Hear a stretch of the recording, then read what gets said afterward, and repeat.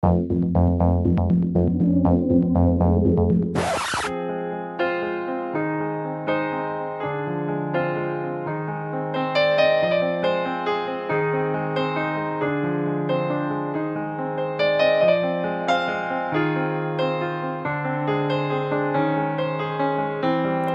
willkommen zu einer Ankündigung für den Podcast Viva la Movilusion von mir, Corbinian, und Kani Kannhauser. Kani Kannhauser Kannfred, hallo.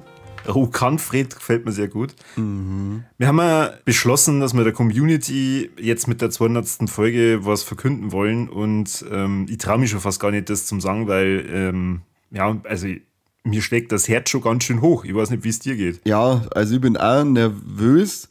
Ich hoffe, dass du einen Stimmfestiger über die Aufnahme laufen lässt, weil meine Stimme flattert. Also die ist zittrig, die ist belegt, ich habe einen Kloß im Hals, aber die Änderung muss sein.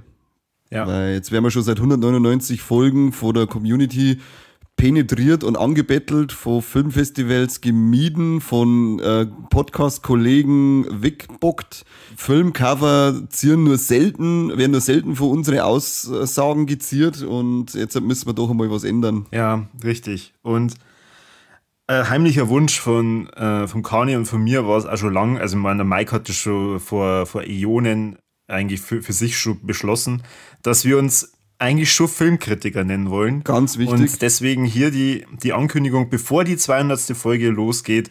Wir werden jetzt seriös. Ein ganz großer Plan von uns ist es, nicht nur den besagten Leuten, die uns bis jetzt gemieden haben, wieder eine Tür zu öffnen, sondern wir wollen auch Bücher verfassen über Schauspieler, Filmregisseure, einzelne Genres. Ausleuchtungskünstler.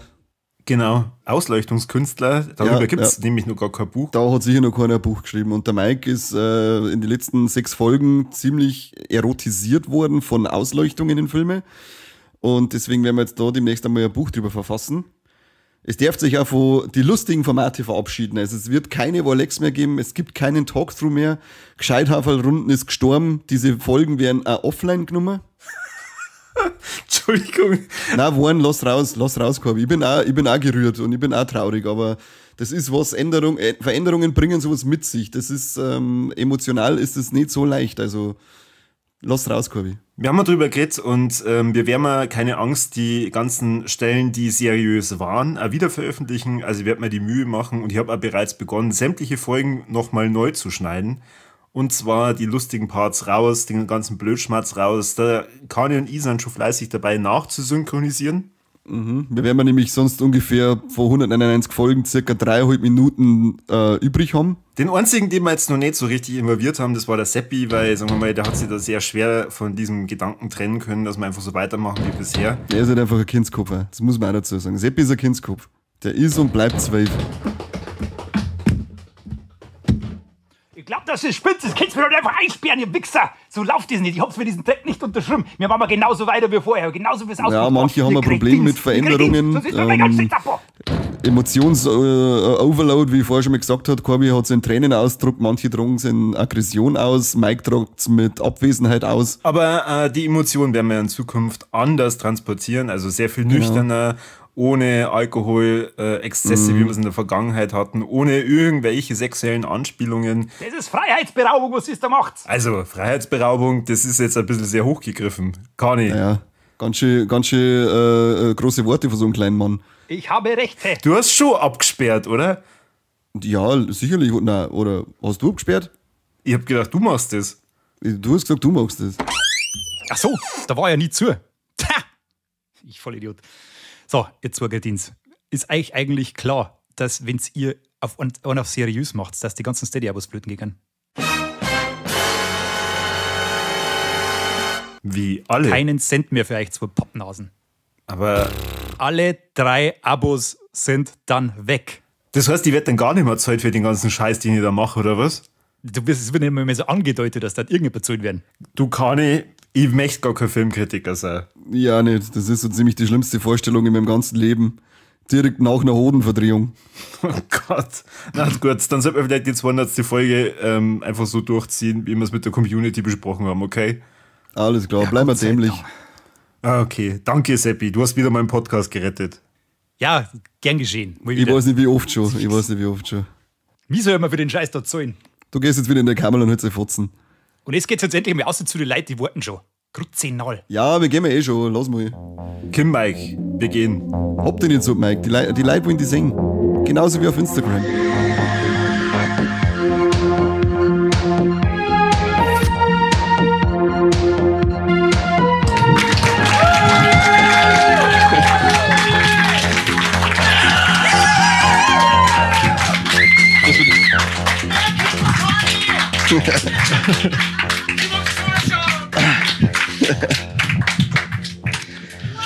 Ja, herzlich willkommen bei Viva la Movilusion.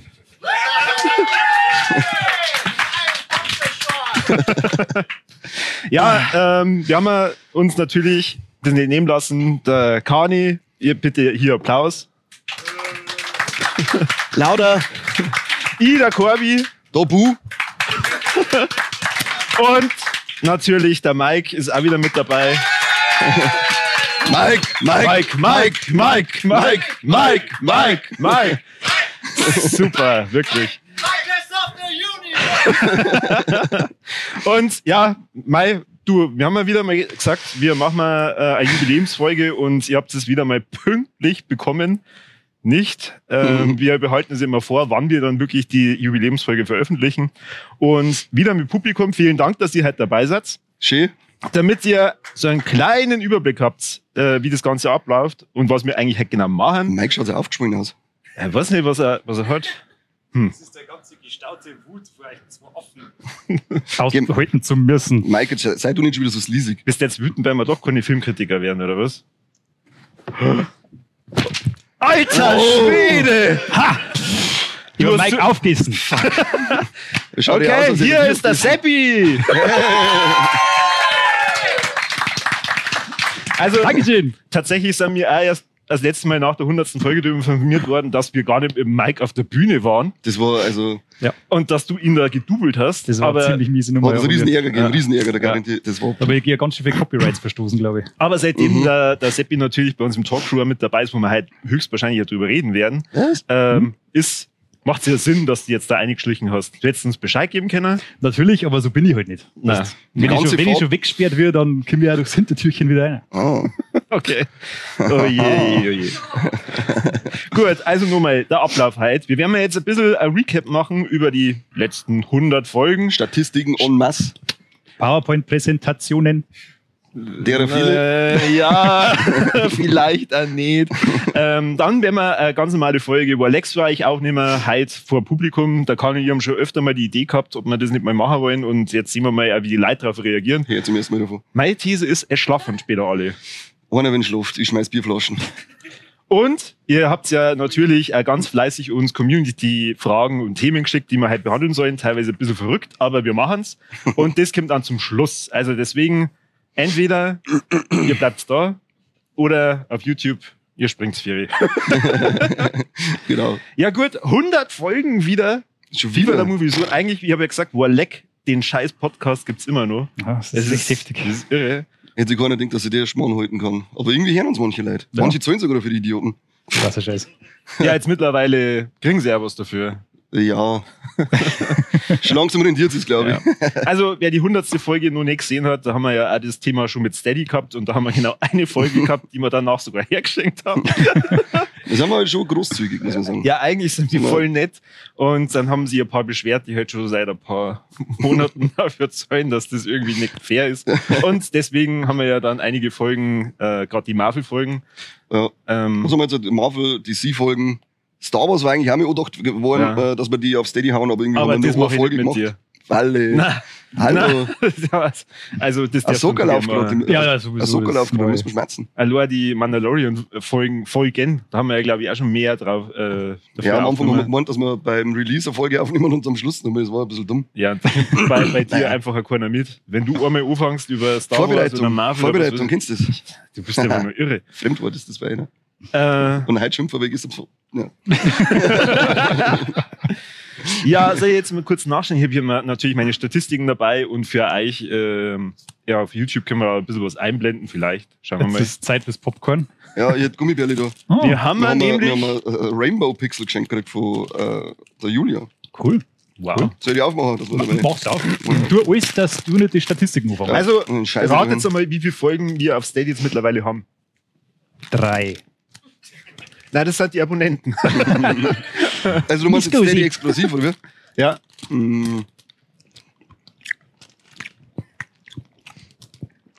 Die haben gute Gutes.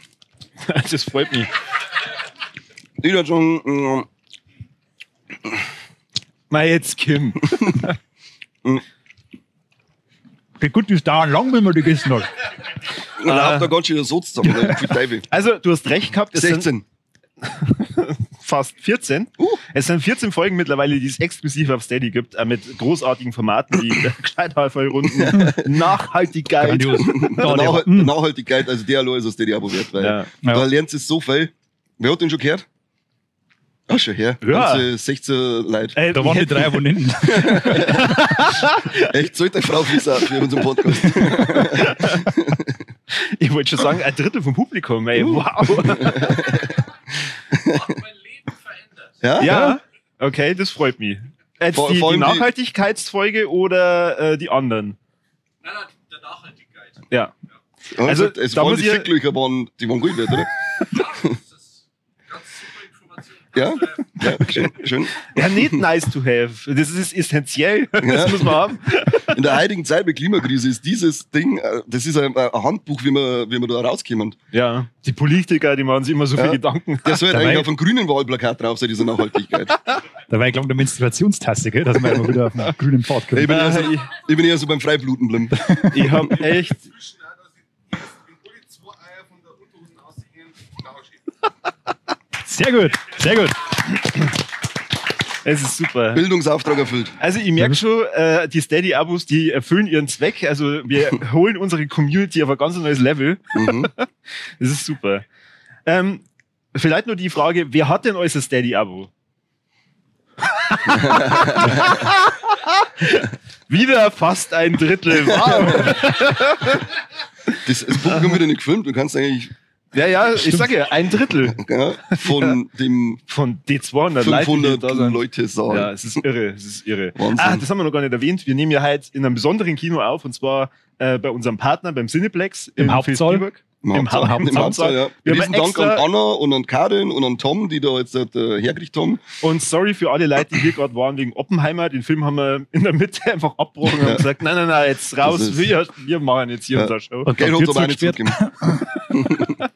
Oppenheimer, den hast du laut der letzten Rolex-Folge nicht ganz verstanden, gell?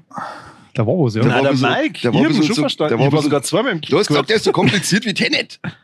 Nein, hab ich nicht. Da warst du schon. Na, du hast es ja wieder nicht richtig Ja, okay. komm ja auf. Nein, wirklich nicht. Kompliziert wie Tenet, Oppenheimer. Wenn ich schon mal drüber geht habe, darfst du nicht mehr drüber reden. Hä? Das ist unfair. Er redet ja nicht über den Film, sondern über dein Verständnis für den Film. Naja, gut. So, die letzten 100 Folgen, ich habe es ja vorhin gesagt, wir haben ja seitdem ein neues Format geschaffen, Mhm. den Talk-Through. Richtig. Das ist ja eigentlich so mehr oder weniger genau dein Format. Ja, da habt ihr so einen kleinen Raum für mich geschaffen, wo ich mich austoben kann, abseits vom Mainstream. Abseits vom Texte korrigieren vom Corby, Also ihr kann er auch müsst mal wissen, schmerzen. der Sepp wird praktisch bei jeder Folge gefragt, kann ich da mitmachen, Und irgendwann, Saulästig, wir haben dann überlegt und haben dann irgendwie gesagt, wir müssen jetzt da irgendein Format schaffen, wo er sich halt dann einmal im Monat auskotzen Ja. kann und dann ist es gut. Dafür habe ich die 6. Steady-Abo abschließen müssen. Aber egal. Ich sag nichts, das macht sich aus. Ja. Na, aber wie findest du es? Also, du bist ja in dieser Gaming-Branche mehr oder weniger Experte. Branche, das heißt Branche. Branche. Branche. In der Branche. Ist es vergleichbar mit allen anderen Gaming-Podcast-Formaten, die es so gibt? Also, Ja, empfiehlst also du mittlerweile abgesehen- uns? Abgesehen davon, dass ich mit euch zwar machen muss, ist er grandios. Also muss man ihm lassen. Das ist top. Oh Gott. Aber ja, natürlich, also vergleichbar. Es schwebt über allen Sphären, der Lesung. Also da hat sich das schon bekannt gemacht, dass wir wirklich Expertenwissen haben. Mhm. Wenn Dass du jetzt wir da auf so eine allem Redakt- höchsten Niveau wenn du diskutieren. da so eine Redaktionssitzung hast, wie oft hast du da schon wie viele Evolutionen ins Spiel gebracht? Ich sitze eigentlich meistens in der Früh da und sage, Viva la Evolution, Viva la Evolution, Viva la Evolution. Dann schalten sie alle in Handy und nicht so. Das erklärt den stetigen Zuwachs immer morgens. Ja, da geht es nur noch ab. Und alle anderen Websites sind dann lahmgelegt, quasi kurz. Ja, die sind aber eh meistens scheiße. Ja, die liest Die sind eh meistens scheiße. Super. Was sagst du zum Talkthrough? Ja, ich finde ihn geil. Ja, die letzten 3 Monate rede ich nur über Zelda, weil ich nichts anderes spielen kann Immer den anscheinend. neuesten zum Start. Kurz mal Pikmin 4 endlich mal spielen können, das war ganz schön. Hast du auch schon ins Foto gekriegt von mir, muss man auch sagen. Das hast du hoffentlich eingerahmt, wo das vor der So- Gamescom geschossen Ah ja, So ein dieser Scheißdreck. Stand von der Gamescom, der war Der war nicht drin. Ja, ich finde ihn geil, weil, mein Gott, man hockt mal den ganzen Tag vom Fernsehen, zockt man schon mal Filme, also kann man drüber schmerzen, oder? Also, einer von uns tut das den ganzen Tag. Entschuldigung. Du nicht, gell? Nein. Gerade so, dass du ein bisschen was mitkriegst aus der Wo Filmwelt. die über 200 Stunden Zelda herkommen, weiß ich einfach nicht. Ja, sonst, wir haben ja es wirklich geschafft, dass wir 100 Folgen und keine kurzen, lauter astreine, fast einstündige Folgen, der arme Typ, der das immer schneiden muss, Richtige raushauen. Und unter anderem waren wir ja dieses Jahr, wie nennt man das, Medienpartner bei Hardline? Hardline, wie in Film. Regensburg. Ja, Ja, genau, da. Gut. Das war scheinbar ein einschneidendes Erlebnis für Sie. Das war echt cool. Für mich war das, ich bin der Einzige gewesen, der die ganze Zeit Food geht und sehe in der Früh um 8 Uhr dann schon, da sitzen wir uns zusammen und dann machen wir uns ein kurzes Recap von dem Tag und ich liege voll im Bett hinten drin und denke, was ist mit euch Idioten? Genießt doch mal das Festel. Nein, arbeiten sollen wir da auch noch. Frechheit. Ja. Unglaublich. Sind jetzt aber auf die Battle entstanden.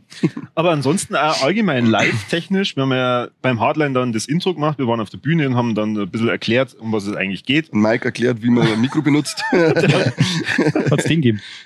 Nein, ja, ungefähr so. Bis ich ihm dann gesagt habe, dass es wie ein Schwanz zum Handhaben ist, dann hat er gewusst, Ah, dann hat's kurz so gemacht. genau, dann hat er es angespuckt und dann hat er gesagt, nicht so. Jetzt, Er hat am Anfang gar kein Mikro in der Hand gehabt. Also er ist bei uns vorgestanden und war halt auch da. er war schöne Dekoration. Schön. Na, aber ich meine, daneben haben wir mir ja auch zu dritt ein Live-Event dieses Jahr betreut. Auch wieder Cineplex, Stimmt, ein Gaming-Event. Da war auch was, ja. Mhm. Ja, Smash Bros. Turnier war super. Ja, das war grandios. Das war Smash wirklich Bros. Turnier grandios. neu fahren, das war geil auf der Leinwand. 500 Leute, alle geschwitzt und sie die Augen halber rausgereiht, wer Das denn war diesen Wahnsinn, ja. Hauptpreis abgerammt. Da ist Der auf der Bühne- frustrierteste warst dann du, weil du den Hauptpreis nicht Ich gekriegt hast. wollte war gerade sagen, Frechheit. alle haben sie am Das Schluss war mit dem Kani Frechheit. prügeln müssen. Ja. Der hat zwar nicht mitgemacht, aber ja, Ich habe diese super geilen zum Mario-Film, diese Plakate, habe ich mir reserviert und dann hat es gekostet, die werden verlost. Karin, das werde ich noch nie verzeihen. Ich werde es dir nie verzeihen können. Ja, okay. Das bewegt mich halt noch. Ja, und ansonsten haben wir auch nur ein paar Filme angekündigt, durften wir live machen. Oh, Terminator 2 war ein einschneidendes Erlebnis. Ja. Das war Erzähl mir mehr. Ich war ja ja, nicht da dabei. läuft wir kündigen halt diesen Film an und reden wir ein bisschen drüber und sind wir cool wie immer. Und Logisch. ja, für einen Er haben hat, wir halt, er hat nur Leute neben uns ein bisschen dann so angefuckt, da hat sich dann später rausgestellt, das waren Polizisten. ja, aber ACAB habe ich gesagt, Motherfucker, ACAB. Danach bin ich ordentlich tasert worden. Aber ja, das ist eine andere Geschichte. Ja, auf alle Fälle läuft er 15 Minuten und dann kippt einer aus die Latsch, weil er einen Herzinfarkt hatte drinnen. Also, das war bis jetzt so die heftigste Reaktion auf uns. Ja. Aber es ist alles gut ausgegangen. Also, es war wirklich, waren wir da, mit den Polizisten waren wir gut ausgestattet im Saal. Also, ein besseren Ort für einen Herzinfarkt hat es geben können. Ja. Wir haben uns auf jeden Fall erst noch frei gehabt bei Terminator 2. Klar, das berührt irgendwie alle Generationen. Und der War das kann sein sich erstes sagen- Mal, gell? Ja, mein erstes Mal. Oh, Terminator mal 2. wieder. Und dann im Kino, aber da muss ich sagen, da bin ich neidisch. Aber- Terminator 2 zum ersten Mal im Kino zum Singen, das ist schon. Das stimmt, Ja, ja. gut, der Herzinfarkt hat das schon ein bisschen gedämpft, aber ansonsten war es echt cool. Und es war ein Saal mit 200 Leuten, der war voll. Und da war wirklich alle Altersklassen da. Und da waren schon auch ein paar ältere Leute, die haben uns so angeschaut und haben sich gedacht, hä? Warum machen die das? Was soll das?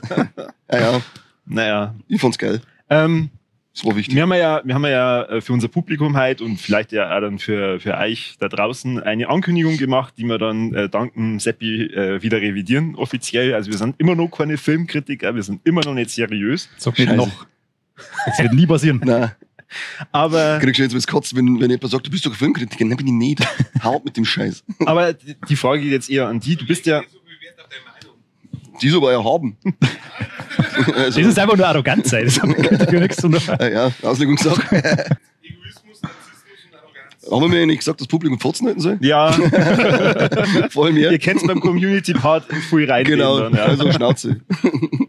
Was willst du mich fragen? Ja, die Frage geht jetzt eher an die. Ich meine, dieses Jahr ist ja, glaube ich, Jubiläum Viva la Movie Illusion, 10 Jahre.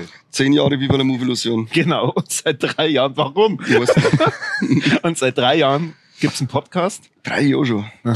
über 200 Folgen. du bist ja mehr oder weniger so der Vater dieses. Mehr oder weniger, ich bin der Vater. Genau. Was sagst du jetzt? Bist du stolz? Denkst du, mein Gott, andere Moderatoren wären richtig geil. Professionelle. Das war. Nicht. Wir haben uns beide. Übrigens, ich war vor 10 Jahren schon Praktikant bei Viva la Moderation, gell? Als wir losgelegt haben, Nur so nebenbei, das weißt du ein Fein nicht, aber... Ja, der Seppi war bei der also ich hab angefangen allein und der Seppi war damals Praktikant eine Zeit lang, hat ein bisschen mitgetüftelt. Ja, dann hat es einige Differenzen am Arbeitsplatz gegeben. Der Chef war ziemlich herrisch. Ja. Sexuelle Belästigung. Auch. Okay. So ein Klaps auf den Po, also bitte. Aber da Ja, Wenn ich aber das nicht mehr mache, darf ich in so einer Welt mehr nicht leben. Wir haben das ist dann als in diversen Kämpfen ausgefochten, was vielleicht der eine oder andere auf Facebook mitverfolgt hat. Ja, die waren zauberhaft. Mein Gott, da hättest du damals dabei sein müssen. Unser Battle zu den Oscars und zu der WrestleMania. Das war legendär. Catchen, wisst ihr schon. Catchen. Also, es kannst du, wenn's auf Facebook die alten Videos durchscrollst, dann müsst ihr halt ein bisschen mal Zeit investieren. Da gibt's die Videos noch von die Bestrafungen, die dann eingeführt worden sind für die Runden, die man verliert. Das Seppi, glaube ich, hat alle verloren. Alle, ja. Ja. Ja, alle.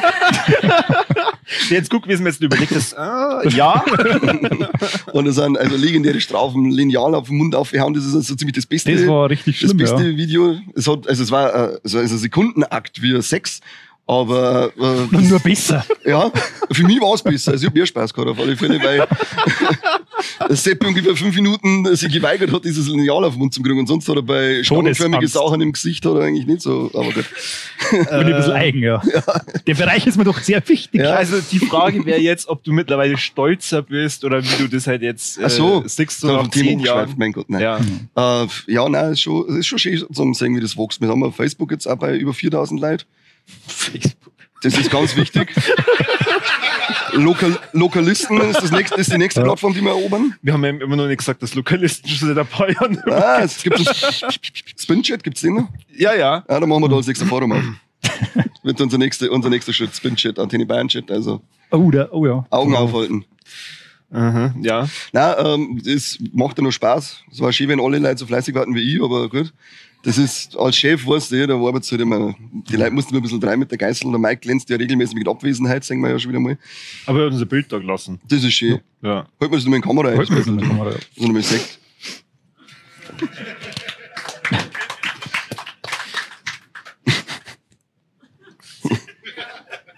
Da war er aber dünn. Der Mike hat jetzt seine besten Tage hinter sich, das muss man mal ehrlich sagen, gell? Na, Schmarrn. Wir hätten einen Mike sehr gerne dabei gehabt, aber er hat andere Verpflichtungen, Kinder und so. Ja, und, lächerlich. Lächerlich. Ja. Lächerlich. Ja, Kim, es wisst ihr Aber- mittlerweile was ich von Menschenkindern Und so jetzt die letzten 3 Jahre, die Entwicklung des Podcasts. Hast du das Gefühl, wir werden immer besser oder wir haben eigentlich den Peak schon lang gehabt und jetzt sind wir halt mittlerweile im Mai? Wir haben am Peak angefangen und bleiben wir da. Also für mich gibt's, das ist ein steil bergauf die ganze Zeit, also Ach so. SpaceX-Niveau ist Ich das. verstehe die Frage ja nicht. Das Ja, ist nicht. irgendwie Keine komisch. Ahnung, das ist Seltsamer Typ. dämliches Gewäsch jetzt, da wird mal was Gescheites. Dämliches Gewäsch. Wahnsinn. Ja gut, dann, wir haben ja gesagt, wir reden mal ein bisschen über die Statistiken. Ja, dann unbedingt. natürlich unbedingt. die... Kann ich noch mal so gut die dabei? Nimm da noch mal Gutti. Ich darf dabei noch eins nehmen. Warum? Weil ihr jetzt wieder euch fragt, ob sie raten wollt oder was? Weil Statistiken kommen. Ich geh dabei rauchen. Sehr schön. Na, ich frage euch eigentlich nur zur Top 3, weil mir das schon interessiert hat, ob ihr das richtig einschätzen könnt. Immer als Info. Ich habe praktisch mir die Mühe gemacht, oder ich war so blöd, und habe praktisch alle Folgen einmal aufgelistet und wirklich von allen Plattformen, wo wir unterwegs sind, also Podigy, Steady und YouTube, die ganzen Views mal zusammenzählt. Und das ist jetzt so die Top 3.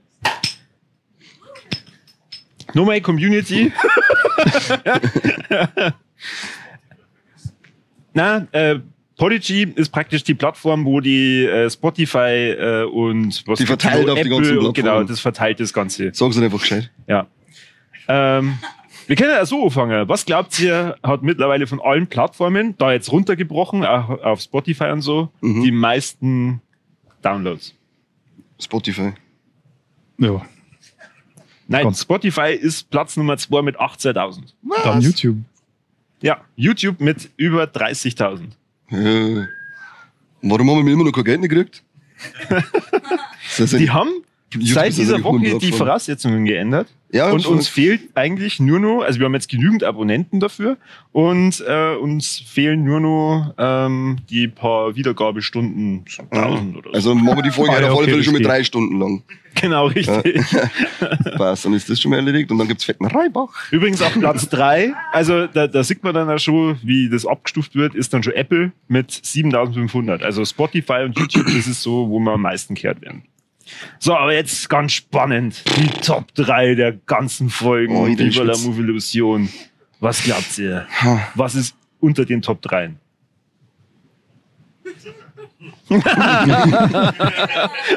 Schwierig. Unter die Top 3, also ich denke, da ist auch die Watchmen-Folge noch mit drinnen in die Top 3. Nein. Und nimmer. Die war nämlich früher einmal. Ja. Also eine Aber neue ist auch schon 100 Folgen quasi. hier. Ja. Ja. Aha. Ah. Okay, jetzt, wenn ihr wisst, wann die Watchmen-Folge war. Dann ist Folge 36. 36, okay, Ja, keine Ahnung. Habe ich auch gewusst.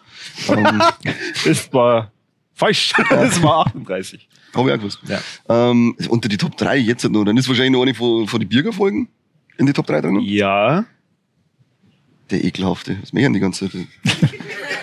Scheiß Also Bürger. Alien 3 Alien 3. ist auf Platz 3 mit 2300. Dann ist Alien 2 auf Platz Nein. 2. Ah.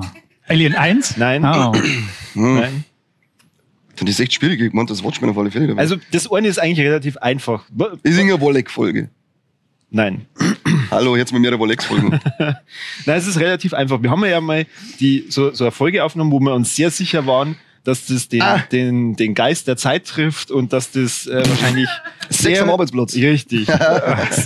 Also Sex am Arbeitsplatz. Oder im Homeoffice, so, Sex im Homeoffice. Sex während Homeoffice ist Platz 2 Das ist gut für einen Filmpodcast, dass diese Folge auf Platz 2 ist. mit 2400. So, und mit 3700 ist eine Standardfolge sogar drauf. Eine Standardfolge. Stanni. Susi und Strolch. Nein? Fraktus. Fraktus ist Platz 6 mit Da schaut er nochmal nach, gell? Die ist ja sehr wichtig. Ja, diese Folge ist am Korb am Herzen gelingen. Ja. Richtig. Am Maika. Vor allem am Maika. Nein, ich glaube, ihr werdet nicht drauf Jetzt kommen. haben wir- Null, keine Ahnung. wahnsinnig. Ich muss ja immer den Podcast hören, dass ich so was wissen darf. Es ist The Menu. Was? The Menu ist auf Platz 1. Ach, war das nicht die erste YouTube-Folge so? Ja, Genau, wo wir das ist nämlich die erst erste mit dem Folge, Video- wo der Karl und ich direkt zum Sehen sind und wo man dann mal merkt, dass wir wirklich miteinander interagieren und so und das Das ist nicht am richtig. Ende alles zusammengeschnitten wird. Das war voll krass. Richtig Ja, gut. das wollen anscheinend Leute sagen. Machen wir nie wieder. Nein, keine Chance.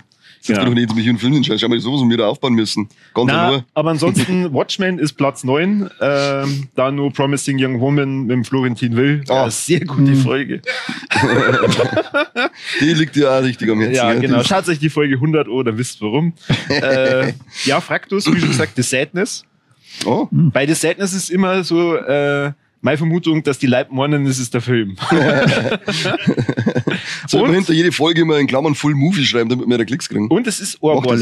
Orwalex Folge auf Platz 5. Mit Welche? 1500. Die vom Januar 2023, wo wir über die Last of Us, Bullet Train, Man, Und den verhurten Avatar 2, oder? Der ist auch dabei gewesen. Ganz der sein. verhurte Avatar 2, haben wir noch eine extra Folge Ja, gemacht. das war ganz wichtig. Weltklasse. Gott sei Dank war ich da nicht dabei. Das war Das ist ein ein tolles Drecksscheiß. Erlebnis im Kino. Ah, wir waren Ganz miteinander, tolles. gell? Ja, da waren wir miteinander. War schön, ja. Weil wir viel sagen, gewünscht die jetzt lieber das. Ja, ja.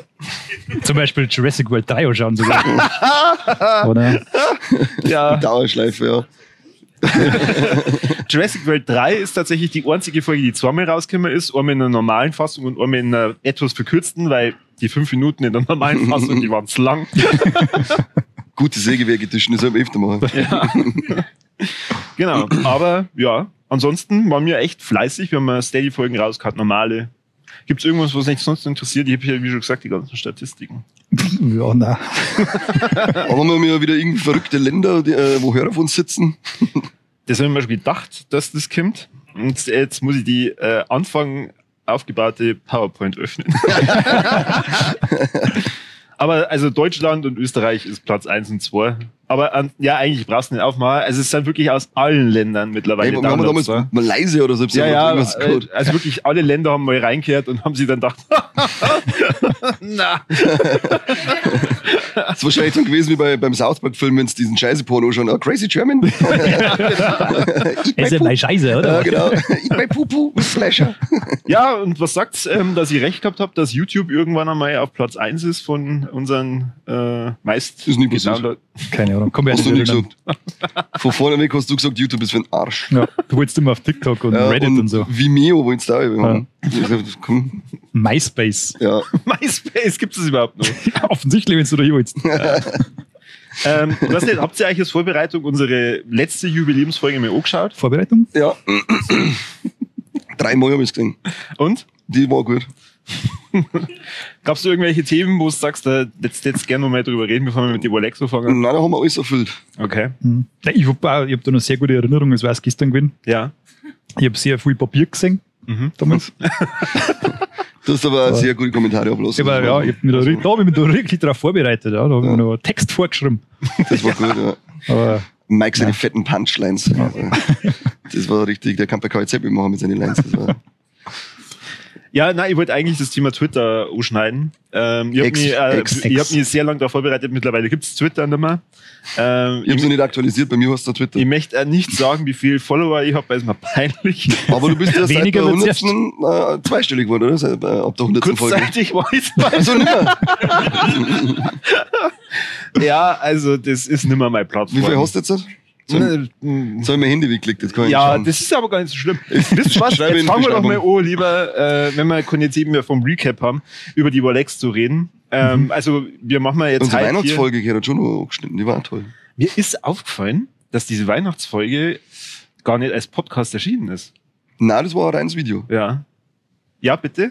Ich muss das Klo.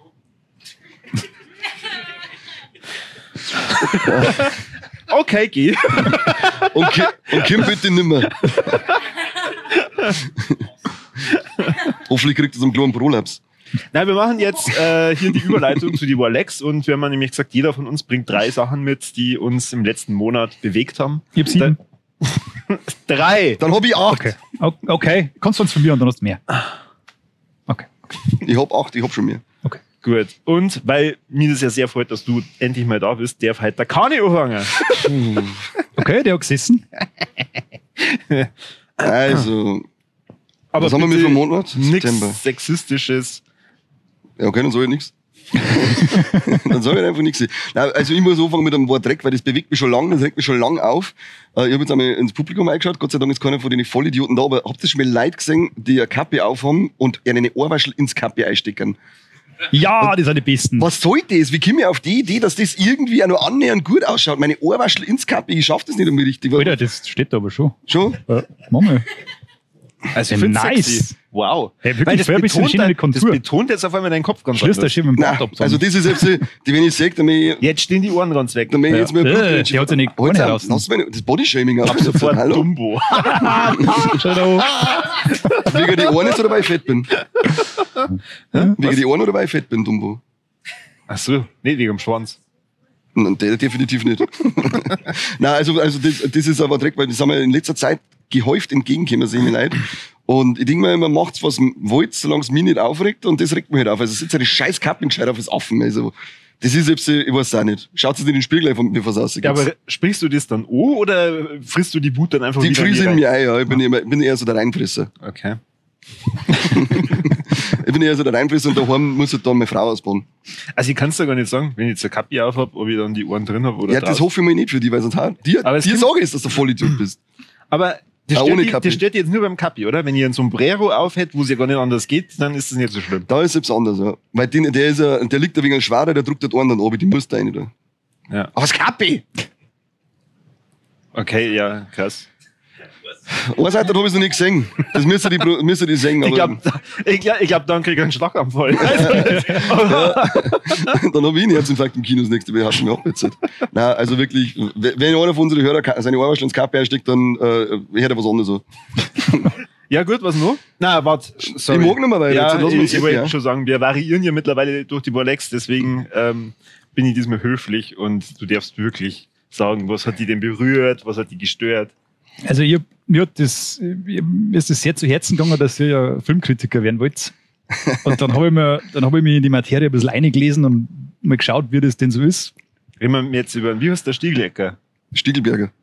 Nein. Und dann habe ich herausgefunden, wie das bei seriösen Kritikplattformen mittlerweile so abläuft. Und Wie bin heißt dann denn auf Moviepilot? Ich wollte Kino.de. gerade sagen, Kino.de, Moviepilot oder was? das hat ja für Kritik, also Wertungsplattformen, sagen wir so, Rotten Tomatoes, kennt ja jeder, oder? Ja. Ist ja neben Metacritic und so relativ bekannt. Nie gehört. Und da muss ich sagen, das ist mein Bäh, weil viele Rotten Tomatoes scheinbar können da Wertungen gekauft werden. Mhm. Ja. Und zwar hat die Vulture Magazine hat sich da ein bisschen schlau gemacht und hat dann herausgefunden, dass bei dem Film Ophelia, der eine oder andere kennt ihn vielleicht, Da haben ihr wir schon sagt mal, nix. ich glaube, wir haben sogar in den letzten Rolex oder so drüber geredet. Über Ophelia. Nein, Schon. Ich hab Der den noch Mike. nie gehört. Nein. Du glaubst, meinst Orphan. aber die haben sie auch nicht gekriegt. Ich habe die letzte Folge auch gehört, darum weiß ich, dass du wieder ahnungslos bist. Und da ist nicht über Orphan oder Ophelia gegangen. Da war die ganze Zeit nur, ich verstehe das nicht, ich bin der Korb, ich verstehe das nicht, warum bin ich da? Ich war da so verkartet. Das zieht sich wie ein roter Faden durch diesen Podcast. Der Einzige, der nie verkatert ist, ist der Mike. Ja, stimmt. Trinkt der eigentlich Alkohol? Gösser Radler, Mann, das ist das Maximum. Also nein, Also nein. Nein. Und es muss von Gösser sein, oder was? Ja, Mike ist, das ist naturtrüb wahrscheinlich. Gell? ja genau, Gösser Naturtrüb, das ist ein Mike sein. Das ist ein Von gutes Karliten gibt's auch Erfrischungsgetränk. Naturtrübs. Haben wir da? Das ist der. Achso, das ist da, ja. Der Mike ist wahrscheinlich schon verkatert, aber kann nicht aufstehen. Das ist der Unterschied. Ja, genau, okay, das habe ich nämlich und das- auch gelesen, dass die da. Ja, genau.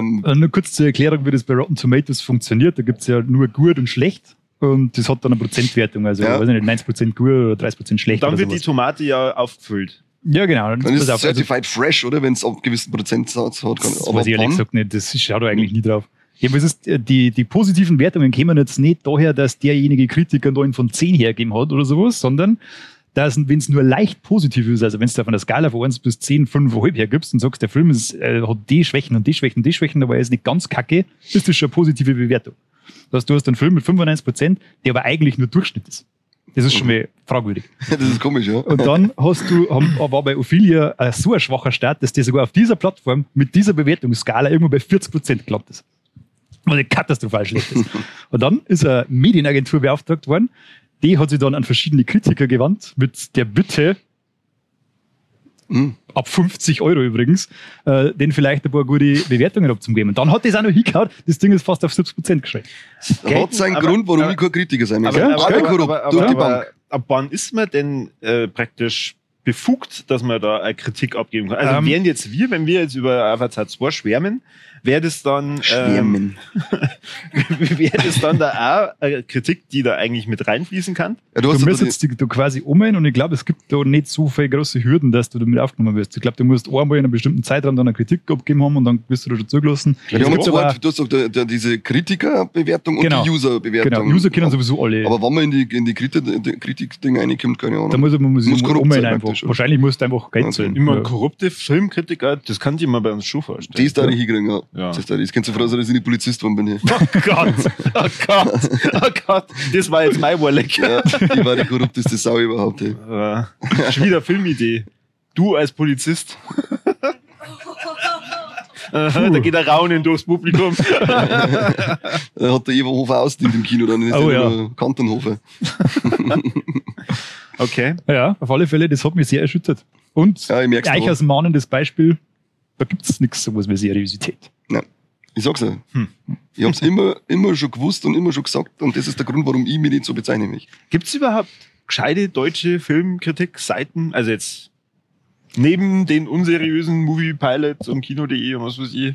Außer ihr wollt eine Partnerschaft mit uns Ja. machen, dann seid ihr seriös. 5 Starts Starts ist war es aber einmal, jetzt aber die sind auch jetzt auch auf diesen Movie-Pilot-Train aufgesprungen und arbeiten gerade mit Clickbait und ganz was weiß ich. unangenehm. Also auch komisch. Ich habe früher gern gelesen, aber mittlerweile, also ich wüsste jetzt ehrlich gesagt keine deutsche Seiten. Ich schaue da eher immer dann mittlerweile beim Hollywood Reporter oder Variety und X-Hamster und Ja, okay, mit dem Stern habe ich noch nicht reingeschaut. okay. Diese Knisterei, wenn jetzt nicht aufhört da unten, gell? Unglaublich. Ja gut, das heißt, das war dein erstes Warleck. Das war mein B, ja, mein erstes. Okay. Oh, da werden schon Sachen geworfen. Ich werde jetzt doch kein Schokobon essen, alles klar. Jetzt mein Wort Dreck. Gut, Corby, Probier's noch mit. was hast denn du so erlebt den Monat? Oh, hier wird gerade nur mit Essen geworfen. Geil, weiße Schokobons. Was habt ihr erlebt? Also ich habe eine Serie dabei, einen Film und ein dramatisches Erlebnis. Ihr könnt euch aussuchen, mit was ich anfange. Ich bin für Serie. Okay, also, Ich habe scheinbar kein Mitspracherecht, also nicht Serie. sag du. Serie. Okay. Jetzt hat mich interessiert, was passiert, wenn du Film gesagt hättest. Ja, das stimmt, Pattsituation. War nicht der entschieden. Oh, der Mike. Der hätte die Serie gegessen. Ja, wir haben nämlich eine Folge da vorbereitet. One Piece ist jetzt endlich rausgekommen als Live-Adaption. Und wieder allen erwartend, also ich habe es in der Folge, die wir aufgenommen haben, schon gesagt, der Einzige, der die ganze Zeit Ruffy gesagt hat, der Einzige, der die ganze Zeit gesagt hat, das wird richtig gut, war er. Ja, Positive Mindset, Leute. Hätte man nicht gedacht. Tatsächlich Positive hat Mindset. er mal recht gehabt. Ihr dürft da wirklich applaudieren. das nicht, das Ego ist schon zu weit um. Ja, wie schon gesagt, wir haben eine eigene Folge drüber gemacht, deswegen da werden wir dann sehr viel schwärmen. Ich bin seit kleiner Bub ein großer One Piece Fan. Ich hasse aber den Anime. Da haben wir wieder mal festgestellt, dass hassen der gleich. Corby wieder mal etwas nicht verstanden hat. Weil der Anime komplett anders ist als der Manga und dann schaust du dir das nochmal an, liest die ersten Mangas, schaust die ersten Folgen Anime und denkst, okay, 20% Abweichung Die maximal erste und dann, Folge ist komplett anders. und Hallo. dann, Corby versteht's nicht. Wenn der Anfang schon komplett anders ist, ja, wo führen das hin? Ja, jetzt gehen wir dann weiter zu die Wortdrecks, weil ich ihm nicht über Dino schmatzen will. Auf jeden Fall, die Live-Adaption ist sehr, sehr, sehr, sehr gut. Diese Woche ist endlich die Bestätigung gekommen, dass die zweite Staffel bestellt wurde von Netflix. Ja. Also das heißt, da haben sie einmal gerade nur so Schwein gehabt, dass nicht nur mehr ein Anime verfilmt Das ist das erste Mal in 8 Jahren, dass Netflix Netflix eine Staffel verlängert, oder? gefühlt Die schon. letzten 800 Serien sind alle cancelled worden nach einer Staffel. Es ist aber die einzig wirklich gute Live-Action-Verfilmung von den Manga. Hast du das jetzt mittlerweile schon gesehen? Ich habe meine Arbeit liegen und stehen lassen und habe den Scheiß durchgepinscht. War ein bisschen blöd, weil dann habe ich über Nacht arbeiten müssen, aber es ist gegangen. Arbeiten, Ja, arbeiten. Ja. Arbeiten. spielen. Liegt im Auge des Betrachters. Jedenfalls ist die Serie ziemlich geil. Und ich war zuerst auch sehr skeptisch, vor allem wie die ersten Bilder gesehen habe, aber man denkt, Ja. das schaut irgendwie voll weird aus. Ja. Aber es ist tatsächlich voll Es super. ist aber halt auch weird ohne Ende. Die Ja, aber ganze das Zeit passt ist so aber gut. es Ja, ist- die ganzen fügt sich Kostüme, gut wenn du jetzt die einzelnen anschaust, das schaut teilweise echt lächerlich aus. Ja. Aber das fügt sich so schön in das Gesamtbild ein. Und ich finde, dass die Serie so einen geilen, die Heldengeschichte wird so schön erzählt bei denen. Du kannst mit jedem Charakter kannst du irgendwie mitfühlen und die Besen haben super gestaltet und so. Die haben auch alle ein bisschen Tiefe. Finde die voll super. Ich war echt begeistert. Ich habe nicht genau gewusst, wie es ja wird. Und dann habe ich, Jetzt schon gewusst. dann habe ich Jessie, meine Frau, die ist halt auch im Publikum, dann gefragt, ob es zuschauen möchte. Und ich war so richtig angespannt, weil ich mir dann gedacht habe, wenn mir das jetzt gefällt und ihr nicht und sie mault rein, Dann muss ich mich jetzt echt scheiden dann lassen. muss ich mich jetzt echt scheiden lassen, verdammt. Wer Aber kriegt dann einen Hund? ich krieg den Hund. Corby hat sich auch nicht konzentrieren können. Wer kriegt einen Hund? Wer kriegt das ganze Lego? Verdammt, ich Genau, ist jetzt das gut, was ich gerade sehe? Oh Gott, oh Gott. bin überfordert, ich muss ja keine fragen. Genau. Na, und ihr hat's gefallen, sie kennt weder den Anime noch den Manga und normalerweise sagt sie sehr schnell, ob es ein Scheißdreck ist oder nicht. Und Außer sie schläft im Kino. Gut, das ist eine andere Geschichte. haben wir das nicht in der 100. Folge auch schon thematisiert? Ich Das glaub kann schon. sein. Ja. Das Erlebnis hat sich einbrennt bei mir. Aber so Wir gut. wundern uns, dass das jetzt noch nicht schläft. Kommt noch. Ja, genau, das ist so mein Überleg. Du hast ja auch sehr viel geschwärmt, du hast dich bestätigt gefühlt, du hast mir die ganze Zeit gesagt, ich hab's dir Ja, gesagt. also die Folge dauert fast eine Stunde 20 und ich sag nichts anderes. Ich sag die ganze Zeit, wer hat's gesagt? Ich hab's gesagt. Wer hat's gesagt? Ich hab's gesagt. Ah ja, ich weiß jetzt nicht genau, ob diese Folge noch vor der One Piece Folge rauskommt. Und vor der Wir haben 300. Wir haben vergessen zu erklären, was One Piece eigentlich ist. In der Stört Folge. euch nicht dran, ja. Wir sind ja nicht dafür da, dass wir diese Serie erklären. Das müsst ihr euch schon selber anschauen. Also es sind 1,5 Stunden und mir dann nur die ganze Zeit schwärmen und jeden Charakter beschreiben und wie toll das ist und keine Ja, und Ahnung. wie gut das am Original drauf ist und es ist so schön und um was geht's eigentlich? Keine Ahnung, haben wir nicht gesagt. Genau. Das war so, Grundwissen, das das ist war so. jetzt mein Überleg mit den Serien. Ja. Deswegen darf jetzt der Seppi weitermachen. Oh. Ach, voll krass. Ich habe mir, also wer die eine oder andere Talkthrough-Folge schon mal gehört hat, dem ist vielleicht aufgestoßen, dass da der Corby hin und wieder nicht ganz so gut Wow, wegkommt. wow. In welche Richtung geht Da das haben jetzt gerade? manchmal so ein paar Anschuldigungen, die Richtung Charakterschwächen, Fähigkeiten und so weiter gegen Wir haben ja übrigens einen von 10 Freunden im Publikum, der für den Korbis zeigt, zugespielt. Nein, ist gerade nicht. Und da möchte ich, Wink mal, Chris. Es ist einer von 10 Freunden, die für den Korbi Sachen In durchspenden jeder müssen. Talkthrough-Folge wirst du thematisiert. Ja. Und ich Ja, habe mir gedacht, ich nutze jetzt einmal diese Bühne, Und dass ich entschuldigst die bei mir. dass ich für den Korbi mal eine Lanze brechen kann und bring deswegen in die Wolex 2 Dokus mit. Extra für die. Als Doku. Oh. Ja. Komm her. Ja, ich bleib dabei. So. Die erste Doku, die ich dabei habe, ich mache das auch relativ schnell, weil Dokus hasst jeder, wir wissen das war jetzt einmal nur eine Show. Also Dokus haben wir dabei, einmal Wrestlers, muss man gesehen haben. Kann ich jedem nur ans Herz legen, der vielleicht hin und wieder mal gefragt hat, Catchen. was dann diese nackten, schwitzigen, muskulösen Männer zwischen den Seile, was labern die da die du ganze meinst Zeit? nicht Arnold? Nein, Okay. ich meine Wrestlers, das ist ganz frisch. Wo läuft die? Netflix, Ah, okay. gut aufpasst. Und geht's über, also dann auch über WWF und also diese bekannten, oder Nein, da ist das geht es allgemein um, über da das geht's um Wrestling? OVW, das ist so eine von den letzten kleinen Territorialligen und da ist der Leiter ist ein ehemaliger WWF-Wrestler. Was ist ehemaliges was? Du hast keine Ahnung von Catchen, gell? Du Ahnungsloser. Muss ich dir das jetzt erklären? Das sitzen wir morgen nur da. Ach, scheißegal, das ist eine kleine Wrestling-Liga. Korbi, Kim. Und die haben halt so zwischen Profis und Amateure. Das ist so irgendwie so drittklassige Liga und da kannst du Backstage quasi Das sind praktisch die 60er des Wrestlings. so in der Art, ja. Okay. Die viel Leidenschaft mitbringen, viel Herz und so, aber halt einfach kein Erfolg haben und kein Geld. Und das Typisch sechst jetzt ein 60er, bisschen, wie das da hinter die Kulissen dann so abläuft, wie die Storylines machen, wie sie so eine Show aufbauen. Und da sechst du so richtig, kriegst du so einen Einblick in das ganze Geschehen. Und das ist schick gemacht, hat super Kameraeinstellungen, tolle Geschichten zu den Charakteren und so weiter. Ist richtig gut, kann ich jedem nur empfehlen. Guter Mann, guter Mann. Wem erzähl ich das dann da herin? Ich hab nichts verstanden. Schaut einfach Wrestler so. Aber was hast du gesagt? Du hast irgendwas ehemaliges, was gesagt? Das Wort habe ich akustisch nicht verstanden. Territorialligen. Das war kurz zur Erklärung. Klar, ja, jetzt bin ich voll im Thema. Früher war Ja, Wrestling, ja. waren Wrestling-Ligen auf Das Territorien sind die mit den aufgeteilt. Kostüme und so und ja. Gott. Das Kannst ist du mit ungefähr deinen so BLX kompliziert wie weitermachen? Tenet, also da kommst du wahrscheinlich nicht mit. Ich hab, hey, ohne Scheiß, ich hab doch nicht gesagt, dass Ten, oder? Du Hab ich hast das gesagt, ja, Oppenheimer angeschaut und der ist, also das nehme ich jetzt gleich, ich mache jetzt weiter mit dem Molex, weil Korbi, letzte Molex-Folge, Korbi, Oppenheimer nicht kapiert, Barbie nicht kapiert. Ich bin da, ich habe mir so gehört und habe gedacht, was ist? Ich hab Oppenheimer kapiert. Du hast gesagt, der ist so ungefähr, ja, also wieder sehr kompliziert, ungefähr so wie Tenet. Der Tenet ist eine Zeitreise-Thematik. Da sind 3 Leute und einer ist eine Vergangenheit, Gegenwart, Na, nie. Zukunft. Nie und hab ich das Oppenheimer ist eine Erzählung. Nein, Eine nie hab geradlinige Erzählung. Nein, ich hab's verstanden. Was? Was nicht? Und wenn dann nur schwer. Und dann, und das Beste war für mich der Kommentar zu Barbie. Ich habe Barbie 2 im Kino gesehen, ich liebe diesen Film. Und, Oh, 2 Like. und dann ist das erste Mal der Kommentar von Korbi gewesen, den darf man nicht mit den Kindern anschauen. Na? Da denke ich so, warum der? Okay, bin ja gespannt, was du erzählst. Ja, da kämen sie und dann haben sie so Penis- und Vagina-Witze und was weiß ich. Und da denke ich mir, Korbi, die haben einmal gesagt, ich habe keine Vagina und er hat keinen Penis. Oh, Alter. Haben sie das wirklich so gesagt? Ja, ich bin Oder auch. Korbi so eine Seite. Vor mir ist ein kleines Kind gesessen, die haben ihm gleich Augen und Ohren zugehalten. Das war, seitdem darf ich nicht mehr ins Kino, aber gut, das ist wieder ein anderes Thema. Korbi, 6-jährige gab's Kinder dürfen doch wissen, ob du eine Vagina oder einen Penis hast. gab's da Was nicht- hast du? Gab's da nicht noch mehr Anspielungen? Nein, das war einer. Aber da hab ich schon gedacht, okay, Korbi, so sei es. Und dann, die ganze geht's über den Tod, die ganze geht's über den Tod. Ah, die hat einmal gesagt, habt ihr mal über den Tod nachgedacht? Das ist auch gerade ein Satz. Hast du den, was? Ich schlug Doch, ein. natürlich geht's ganz um den Tod. Korbi, du machst mich fertig. Nein! Nein, es geht ums Menschsein. Es geht ums Menschsein. Ja, nicht aber um sie den ist ein Tod. Das ist eine Frage.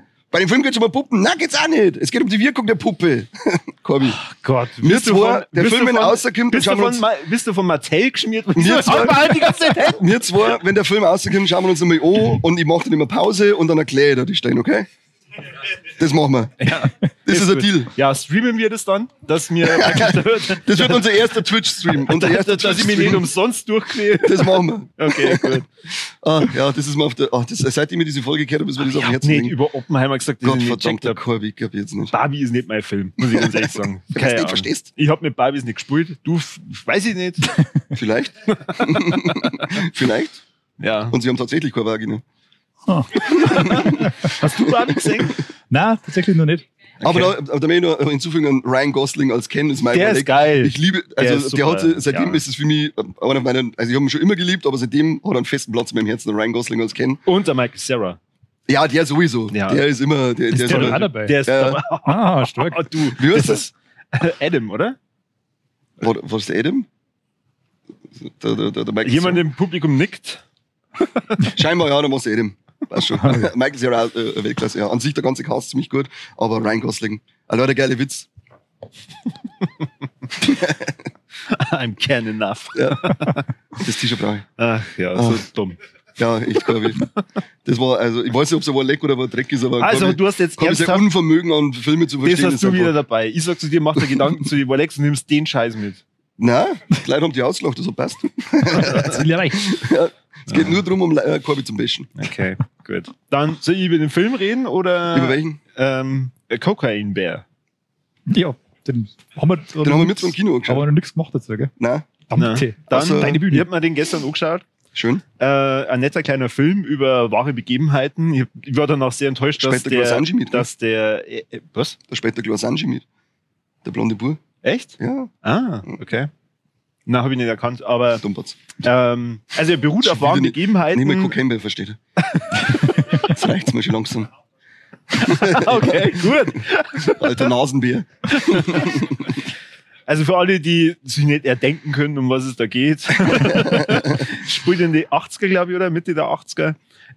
Und so ein Drogenkurier schmeißt das ganze Koks aus dem Flieger raus, weil der Flieger zu schwer ist und möchte dann nur hinterher springen. Leider haut er sich den Kopf an und fällt dann halt runter und ist tot. Das hätte er eigentlich nicht spüren dürfen, oder? Weil Koks betäubt doch. Eigentlich? Ja. Weißt du das? Logik für Weil vielleicht ist das ja der schönste Tod der Welt, keine Ahnung. Auf jeden Fall völlig zugedröhnt aus dem Flugzeug zum Vollen. ist halt ein Schwarzbär und die Geil. greifen normalerweise nicht an, aber der findet halt das ganze Koks und erfreut sich daran. Ja. Und Was du so tust, wenn du so einen Backel findest, gell? genau, ab da enden dann die wahren Begebenheiten und die Elizabeth Banks hat Möchte ich nicht sich, hören. Das ist, glaube ich, alles so gewesen. die hat sich Das war gedacht, das Doku. ist eigentlich eine richtig geile Story für einen richtig tollen Komödien-Slasher. Also, Film? es ist eigentlich kein richtiger Slasher. Wenn der Aus Bär- Bärensicht Ja, schon. aus Bärensicht Aus schon. Bärensicht schon. Er ist auf alle Fälle bärig, der Film. Ja. Wie habt ihr den gefunden im Kino? Ja, witzig. Gut, kann man sich schon anschauen. Das ist- Wir waren heute in einem ziemlich geilen Kino, muss man auch sagen. Ja, Wir haben eine fette Ledersitze gehabt mit so ausfahrbaren Fußhaltern. Ja. Das war richtig entspannt. Okay. war richtig geil. Ja. Was Da war der Kino Film viel voll? besser. Wenn man 3 Leute als voll betrachtet. Wir sind aber, glaube ich, am Nachmittag gegangen, oder? Ja, es war ziemlich früh. Also wir sind ja ziemlich früh in eine Vorstellung eingegangen, aber ja, in diesen schönen Ledersesseln, ich fühle mich wohl auf so einer Ledercouch. Die ist normal schwarz. Ja, schau her. Doch, ich hab ein Kind. Wie er immer wieder rübergeht und sagt, ich habe einen Witz gemacht. Ja, und das verstehen genau 2 Leute. Wissen wir schon, was die halt noch anschauen. Ja, der war sauwitzig. Der nimmt sich nicht ernst, Ja. er ist schön blutig, geil übertrieben. Alle 5 Minuten werden gefühlt neue Charaktere eingeführt, Ja. aber nicht lang. Wirklich nur als Kanonenfutter die ganze Zeit. Du musst du nicht merken, die Leute, das ist sehr Und er zuvorkommend. schnupft doch einfach, war so geil von dem abgebissenen Fuß, aber schnupft nur der Bär. Also Leute, dieser scheiß Witz. Geil. Ja, Der nicht bei den Oscarverleihungen an, wo er auftritt, konnte Kokain werden mit der Elizabeth Banks. Boah, da fragst du mich jetzt zwei. Die hat irgendein Award verkündet, also eine Oscarverleihung, ist sie mit dem Kokainbär. Das ist saugeil. Der ist die ganze Zeit im Hintergrund für ihre ganze Feier miteinander. Geiler Witz. Geiler Witz. okay, cool. Schauen wir unsere Pause an. Ja. Genau, also Cocaine Bear ist so mein Walleck. Mir hat er sehr gut gefallen. Ich habe mich natürlich daran gefreut, du hast es gerade schon gesagt, dass es so Doku-Vibes hat oder dass es auf wahren Begebenheiten beruht. Ja. Also, Also die der wahren geile Witz, Begebenheiten, wie schon gesagt, es endet da. Der Bär hat das Koks schon gefressen, aber er hat keinen umgebracht. Der ist sofort gestorben, wenn ich jetzt Schau, wie traurig er jetzt gerade ist. So. Hallo, der geile Witz, wenn die Kinder das Koks finden und so geil übereinander schmerzen. Ja, Falle habe ich ja schon geguckt, was genau das funktioniert. Da habe ich sofort gefühlt, wie da, wo ich aufgewachsen bin, im Mauerstern.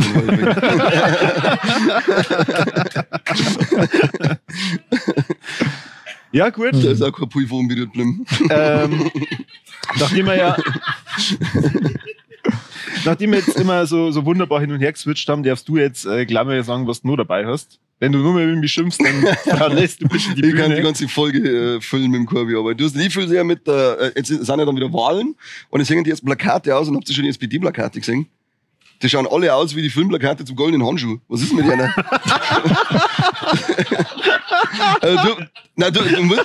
Schaut euch die SPD-Plakate an und dann holt's daneben das Plakat vom goldenen Handschuh hin. Dann denkst du, 1:1, passt. Gibt's einen zweiten Teil oder wie? Ich verstehe nicht. Was haben sie sich da wieder gedacht? Und dann muss ich einen Eiwanger noch mit einnehmen. Ich liebe einen Eiwanger. Geilster auf dieser Welt. Echt, Und der nach der letzten, oder ist er da mehr ins Herz gewachsen? er ist mir noch mehr ans Herz gewachsen. Das ja. war klar. Zu Unrecht verurteilt, dieser Mann. War alles sein Bruder. Es war alles sein Bruder. Aber den sein Plakat ist, ich weiß nicht, jede Marketingagentur weiß doch das eigentlich, dass man Korn frontal ins Gesicht fotografiert. Der so einen Psychoblick hat vorher. Und er schaut aus, und der schaut aus wie ein Reh, das beim Fernlicht in der Nacht anblinzt, kurz bevor es zusammenfasst. So Ich finde, dass er ausschaut wie ein Reh, das kurz in der Nacht kurz davor ist, dass die absticht und ein eigenes Bett. So schaut er irgendwie. Also, Er hat's aber auch nicht leicht. die Er muss die Wahlplakate ganze Zeit sind mit wieder dem Söder vergleichen. Ja, Also stimmt. bitte. Aber die Wahlplakate, also SPD, goldener Handschuh, ganz stark, Eiwanger, ein Reh kurz vom Zusammenfahren mit Fernlicht in der Fresse, auch stark. AfD macht auch grandiose Arbeit, wieder mal diese Affen. Ja, ja. Unter jedem grünen Plakat, billig heizen, wir heizen, wie wir wollen. Ja, super. haben wir wieder einen Blog in einer Wirtshaus um 10 auf die Nacht geschmissen und gesagt, hey, schreibt uns ein paar Plakate, oder Ich hab's wie? also geil gefunden, der Strom muss bezahlbar bleiben. Ich hab nur gedacht, ja, Wasser muss nass bleiben. Ja, genau. Also, wenn ich die Plakate sehe und wähle tatsächlich diese Partei, dann habe ich irgendwie mein Leben nicht mehr unter Kontrolle, oder? Ja, das ist wie mit Jogginghosen aus dem Haus rauszugehen. Dann ist vorbei. Außer, super. Was? Das funktioniert, Das ist oder? der Vergleich? Ja, für mich schon. Bei dir schon. War leck krass. Aber Du Ich bin ein verurteilst Leute, einfacher Mann. ich wollte schon sagen, du verurteilst Leute sehr schnell, oder? Gar nicht. Eher so Judging-Seppi. Ich hab das beim Schubladendenken einfach sehr verinnerlicht. Ja, dann müsste jetzt eigentlich die AfD wählen, oder? Aber wenn du heizen willst, wie du willst, dann musst du es auch wählen. Ah, ja, stimmt. Hallo, diese Heizungsdiktatur hier, die mache ich nicht mehr lang mit. Das ist ja Wahnsinn. Wie heizt du? Also ich mache eine Lagerfeuer. Das ist einen ganzen Winter Ich heiz über. wie ich mich und das lasse ich mir nicht sagen. Und dann mache ich ein Lagerfeuer im Wohnzimmer, das interessiert mich nicht. Und dann sitze ich dort und sage, AfD. Affen. Ja. Genau, draußen gibt es eine fette Tonne mit Reifen drin, da rapp ich dann auf Nacht, wenn ich da nicht stehe. Also das ist, ich mach das, also die sprechen mir aus der Seele in dem Moment, was sagen, wir heizen, wie wir wollen. Dann denke ich so, endlich sagt's mir, endlich. Gut, was hast du nur dabei? Jetzt muss ich mal kurz schauen. Ah, hier wieder, wenn es was gegen mich ist, dann. Nein, ich wollte ja vorher noch die zweite Doku ansprechen. Die Ah ja, dabei stimmt, habe, das ist extra der für zweite. Bitte, Und ja, da haben ich will wir davor. Tiere? Na, ja, wie kann man das so sagen? Okay. Da haben wir davor ja schon bei große, schwitzige, muskulöse Männer waren, machen wir noch gleich mit Mike weiter. Muscles and Mayhem weiter auf Netflix. Der Doku in über die Mayhem. American Gladiators. Ja, Oh die habe ich schon gesehen. die ist so gut. Die ist echt gut. Die ist so Die ist super. top. Die sind so geil, die Affen. Ja. Da geht's, du werden quasi. Sind das die Typen aus der Show von früher? Ja, da geht's nur um die. Und da haben sie ganz Geil. viel Filmmaterial von früher und haben die interviewt. Und dass die es eigentlich nie hätte veröffentlicht werden Ja. dürfen, weil das alles sicherheitstechnisch äußerst Brutal, brutal. Der Pilot von ihrer Show damals, der ist in einem Pferdestall dran. Echt? Da haben sie ein bisschen umgebaut und da war zwischendurch und überall Pferdescheiße und so weiter. Dann haben sie extrem viele Leute extrem weh da. Und da war es schon auf der Kippen, ob das überhaupt noch eine wirkliche Show wird, aber das haben sie dann irgendwie hingekriegt und dann ist das immer weitergegangen. Es haben sie immer so viele Leute verletzt. Und es waren so auch viele Steroide. auch wieder, genau, und alles so dämlich, so typisch Ami. Es ist halt nur das, was zählt, Prestige. Das ist schon irgendwie. Genau. Rassistisch. Die waren auf einer Messe und haben eigentlich, die waren völlig unvorbereitet und sind einfach in ihrem Gladiator-Outfit da einmal dann durchgegangen Drum mit. und dann, Super. ja, wir bestellen die Serie. Miracle. Er hat alle mit dem Kokainbär verwandt und was weiß ich und Steroide eingeballert. Einer, das ist auch so geil. Einer war halt richtig bullig. Und man weiß ja, wenn man sich das Zeug ein bisschen hat, dann wird man hin und wieder ein bisschen baller, leicht aggressiv Von wo jetzt? für Steroiden. Okay. Nur das Zeug ist cool, oder? Nimm mich nicht, ich flex nur so. Das Das ist Licht. Einer ist dann während der Show durchdraht, ist er runtergeflogen, also Human Cannonball, ich weiß nicht, ob das Spiel nicht jemand kennt. Da muss der Kandidat, das hängt sich an ein Seil an und schwingt dann auf den Gladiator zu und muss nur vor dem Podest drehen. Saugefährlich, einer hätte was knackt. Und der anderen haben es dann angehauen und der hat dann Fuß ins Gesicht gekriegt und ist dann eskaliert. steht ganz ruhig auf. Und dann haben sie dann erklärt, hinter der Kamera hat er den Schiedsrichter durch die ganze Halle gejagt. Und dann haben sie hinten halt die ersten Spitzen in die Kabine gefunden und dann ist er wieder Ja, hinten oben. gemäßigte losgekommen.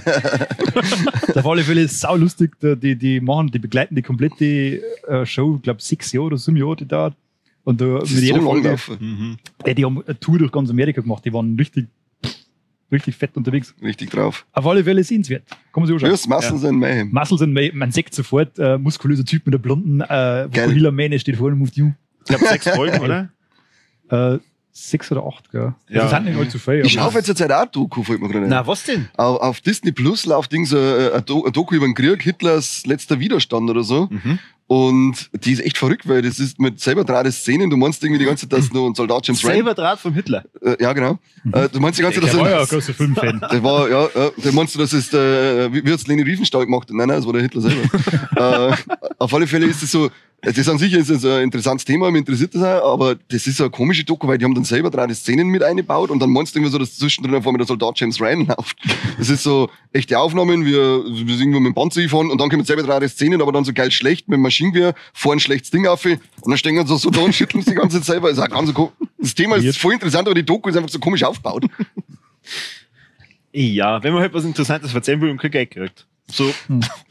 Nein, die haben zwei Geld anscheinend. Ach so. Weil sie schauen auf der einen Seite schauen für scheiße aus, die nächsten Szenen dann, wie gesagt, am Monat jetzt läuft der Soldat James Ryan auf einmal und ich sitze mir da und denke mir, ich verstehe nicht so ganz, was die Doku von mir jetzt eigentlich mich. Und pro Folge erzählen sie so einzelne Schlachten. Aber ja, wie gesagt, Und es interessiert zu ja, wie es dann reißerisch. ausgeht, oder? Zu reißerisch. Ja, ja, Wer gewinnt am Ende? Psst, nix sagen. Mann, ich wissen, ja. Spoiler. Hallo, Spoiler Alert. Ich will zwar die Deutschen. Wir wollen ja keine Niederlage oder so, gell? Nein, das geht gar nicht. Ja, gut, schön. Dann ist jetzt die Frage, wie ich da jetzt anfangen. Also Mit dem eigentlich- Erlebnis? Mit dem Erlebnis. Oh, ich bin gespannt. Das ja. ist relativ selten, da muss ich auch wieder dazu sagen, unsere Überlegs können ja alles umfassen. Nicht gerade Filme und Serien, das ist relativ selten, dass der Mike und der Corby mal ein Erlebnis dabei haben und da bin ich sehr gespannt drauf, Ja. was da ein Erlebnis wird. Also, ich und meine Frau sind sexuell belästigt worden. Vor allem Nicht nur Hund, du. Beide. verstehe ich nicht. Wir waren Bei dir versteh ich's zusammen nicht. ein Wochenende im Phantasialand und da muss man ja bei so einer Achterbahn einmal anstehen. Und halt dann so eine Viertelstunde. Und dann stehen wir uns da gerade bei einer an, wo wirklich nirgends ein Anzeichen war auf Wasser. Und dann kommt eine, die hat ausgehört wie Barbie, nur nach einer Nasen-OP. Welche Trauma die quasi. stereotypische Barbie oder welche Barbie war's? Stereotypisch nur mit einer Nasen-OP. Also, okay. Jetzt weiß ich ja, warum man Barbie nicht mag. Da Barbie ist habe ich wieder vorgesehen. Da war was anderes Jedenfalls, dabei, sie ist dann hergekommen und hat schon gefragt, ja, ob das eine Wasserbahn ist. Und da habe ich mich nochmal umgeschaut und es stehen ja überall ja Schilder, wo man sie gerade da anstehen. Und ich gesagt, na, ja, weil sie will nicht nass werden. Na, das ist Du darfst doch nicht mit mir reden, Alter. Dann hat's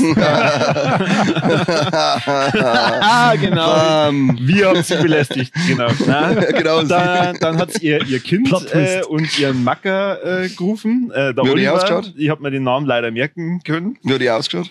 Stereotypisch? Kennst du so klischee-reiche Asoziale? Ja. Also wirklich so Korthose, so ganz dünner Gürtel, dann Das merkt Korthosen Polo, nur. Korthosen pinkes Beste. Polo, reingesteckt aber in die Hosen. Oh, geil. Das ist fast und so aber schlimm ganz, Kapi. ganz geschleckte Haar. Und sie wirklich in einem Kostüm. Mhm. Was für uns? Piraten. Ja, pinkes Kostüm, oder? War Ach so. das? Sie hat wirklich ausgeschaut wie Barbie. Und ist halt auch schon untypisch, weil da sind halt lauter Leute, die wollen halt Achterbahn fahren. Also da gehst halt nicht hin, wie wenn du jetzt danach, weiß ich nicht, fortgehst Ja, oder du so. vielleicht nicht. Ja. Und ihr 4-jähriger Sohn. Wie hat die ausgeschaut? Keine Ahnung. Ich hab mich dann ehrlich gesagt irgendwann innerlich in Rage gedacht, weil die haben halt dann angefangen, dass die ganze Zeit miteinander flirten, aber so richtig asozial. Wer Und jetzt? haben Die zwei Alten oder die mit dem die Kind? hinter uns. Also, Also die Barbie Tussi und der Oliver. Oliver. Und die haben halt dann eigentlich ständig heftig miteinander rumgemacht und zwar so, dass die uns halt mit berührt haben. Und also man kann ja auch, wenn man sie in der Schlange steht, Abstand halten. Und keine das ist Ahnung, nicht der Sinn der Schlange. ich habe halt dann die ganze Zeit gedacht, ja gut, irgendwann, wenn hinter denen ja auch Leute sind, dann muss ja dieses Schamgefühl, das manche Leute haben, mal einsetzen und dann. Was diese? Sie haben ja ein Kind dabei, das Kind hat dann ab und zu mal gefragt, Mama, warum tut der Oliver die Hand da und da hin? Echt? Und, was? Ja, ohne Scheiß. Wo der hin, Tito? Nur, dass man sich das besser vorstellen kann. Ich verstehe es nicht, weil Das ist halt schwierig mit vielleicht hat Bilder er noch zu nie auf malen. die Schulter gelangt und der Bub hat das nicht verstanden. Warum gelangt dir der Papa jetzt auf die Schulter? Nein, Also, wo war die Hand? die waren schon sehr nah aneinander dran. Okay. Also ich vermute mal, Am Busen. sie hat einen Rock gehabt und ich glaube, er hat halt. Schon rein. Also richtig Gas, richtig. die Details wollten wir zwar dann auch gar nicht wissen, weil Warum nicht? wir haben ja, ich habe mir dann am Anfang gedacht, ob das gerade nur E-Mail kriege und so unangenehm finde. Und irgendwann hat dann Jess zu mir gesagt, wenn ich mich noch einmal abbackern. Dann mach ich mit. Komm, Alter, ich bin schon so. Du musst, Gleich wird der Bub fragen, warum du da hinten bei mir irgendwo hast. du musst dir das so vorstellen. Die haben dann also ganz furchtbare Sprüche dann gebracht, weil dann hat der Bub irgendwann gesagt, ja, er schwitzt so. Und dann hat er gesagt, da hat der Oliver gesagt, ja, die Mami und ich, wir werden heute Nacht schwitzen. Nein! Geil. Alter! Dann hat sie irgendwann gesagt, mir ist zu heiß. Und dann hat er gesagt, das kommt nicht vom Wetter. Hau ab, das stimmt, das hast du doch erfunden. Das gibt's doch nicht. Na, Jesse kann es bezeugen. Du musst doch Standing Ovations geben für dieses Eigentlich schon, ich hätte gefeiert. Ich war daneben gestanden und hab gesagt, wow! Fester Mann. Ich Wie hab alt da war das Kind? Hätte man dem schon sagen 4. dürfen, was ein Vagina und ein Penis ist? 4. Und das Kind dann irgendwann, Mama. Und ich hab mir gedacht, oh Gott, wie kommen wir aus der Situation wieder raus? Ich hab mir nämlich dann auch gedacht, ob wir es vorlassen, aber dann seid ihr nicht vor uns, dann siehst du das halt auch noch. Ja, das, Und- aus dem Grund hätte sie vorlassen. War sie dann eigentlich, wenn sie so Barbie-mäßig war, war sie dann scharf Barbie-mäßig oder? Jessie hört nicht zu. Kannst du das jetzt offen ehrlich sagen? Nein, das war so asozial drüber, das war nicht mehr irgendwie erotisch oder sowas. Das Ja, aber war sie jetzt einfach nur- als einzeln betrachteter Mensch. Nein. Auch nicht. Der Oliver war der scharf. Also die Beschreibung, Kennst du Korthose, den Film Werner 2, da wo es um das Schwein geht? Und das Ja. ist doch also ein asozialer, reicher Wichser die ganze Zeit. oh, leck, den hab ich nicht mehr im Das Kopf. kann der Oliver sein. Das kann der Oliver sein. Ja, wirklich. Also ich darf gerne wissen, wie der Abend bei denen ausgelaufen ist. Das darf mich schon interessieren. Diese Sprüche, oder wie ich schon geil. Ich hab dann irgendwann einfach gehofft, ob ich das bei Ich muss denen- jetzt aber so aussehen. Ich hab dann irgendwann einfach angefangen zu Jesse zu sagen, ich darf gerade jemanden gern umbringen und so am liebsten die Geweide ausweiden, weil ich hab, Geweide ausweiden. weil, ja, ich war so wütend. Also ich habe einen hochroten Kopf gehabt, bevor wir in diese Achterbahn muss eingestiegen sind, ich auch, oder? weil ich so, na, die haben die ganze Zeit miteinander rumgemacht. Die ganze aber ist Zeit. ja dann nicht einmal so diese Luströte ins Gesicht gestiegen. Okay, die hätte ich gerne in dem Moment Ich war- dabei gehabt. ich war Du hättest aber mitgemacht. Ja, ich hätte einfach einmal, dass du kannst nicht der Bub von mir, warum hat der Typ jetzt auf einmal Kind bei der Mama? Ich glaube nur an Oliver an. Also das war wirklich richtig schlimm. Ist das jetzt ein Wolleck oder ein Dreck? Er Aber war jetzt direkt- nicht so richtig aussehen können. Also Phantasialand war wieder mal fantastisch, es war wirklich richtig geil. Aber Jesse hat danach verstanden, warum ich dann gesagt habe, wir kaufen uns jetzt nur noch einen Quick Pass und wir stellen uns nirgendwo mehr. Oh, das ist, Die zwei haben sich auch noch einen Quickpass gekauft. Verstehst du? ja, witzig. Geiles Bierchen, geiles Bierchen. Ich hätte gerne ein Beutel von denen. Ja. Warum setzt du denn so wie alle das Handy sofort aus den Filmen? Also, denen vor uns war das schon unangenehm. Wirklich. Habt ihr es dann die vorher geguckt Und dafür? ich möchte ja gar nicht wissen, wie es denen hinter, weil die haben das ja gesehen. Also, die haben ja, Geil. boah, furchtbar, echt. Also für mich war es ein Wolleck, eindeutiges Wolleck. Ja, sieht da jetzt auch überhaupt kein Problem Ich damit. weiß nicht, was da jetzt so schlimm dran war. Okay. Bist das du war- Witze oder Brucht? Super Typ. Geiler, ja, ich wollte gerade sagen, er ist ein richtig geiler Pascha. Ein richtig geiler Pascha. Mama, wo tut Oliver seine Hand hin? Was macht der Oliver da gerade? Oliver, gib dir gleich Umdrade, wenn sie Fotos nicht hältst. Du bist mit der Mann beschäftigt, du Trottel. Gibt's so eine Vollidiot, aber echt. Kann man nicht einmal ein bisschen rummachen, weil das ist das Problem mit Menschenkindern. Du kannst nicht, deswegen kriege ich keins, weil du kannst nicht mal in Ruhe ein bisschen fummeln. Einfach mal in Ruhe in der Phantasiaschlange fummeln. Geht nicht. Ja. Geht nicht. Weil der kleine Mistschratz da steht, dahinter. Das hätte mich ja wirklich Vollidiot. interessiert. Wie sind die auf diese dämliche Idee gekommen und sind in dem Outfit und mit der Einstellung so, wir machen da überall rum. Ins Phantasialand. Ja, vielleicht hat sie es einfach überkommen. überkommen. Später hat er sie auf alle Fälle Boah. überkommen. Ja, Lust ist nicht berechenbar. Na, Lust ist nicht berechenbar und die überkommt dir einfach ab und zu und dann musst du deinen Trieben nachgeben. Said every Vergewaltiger ever.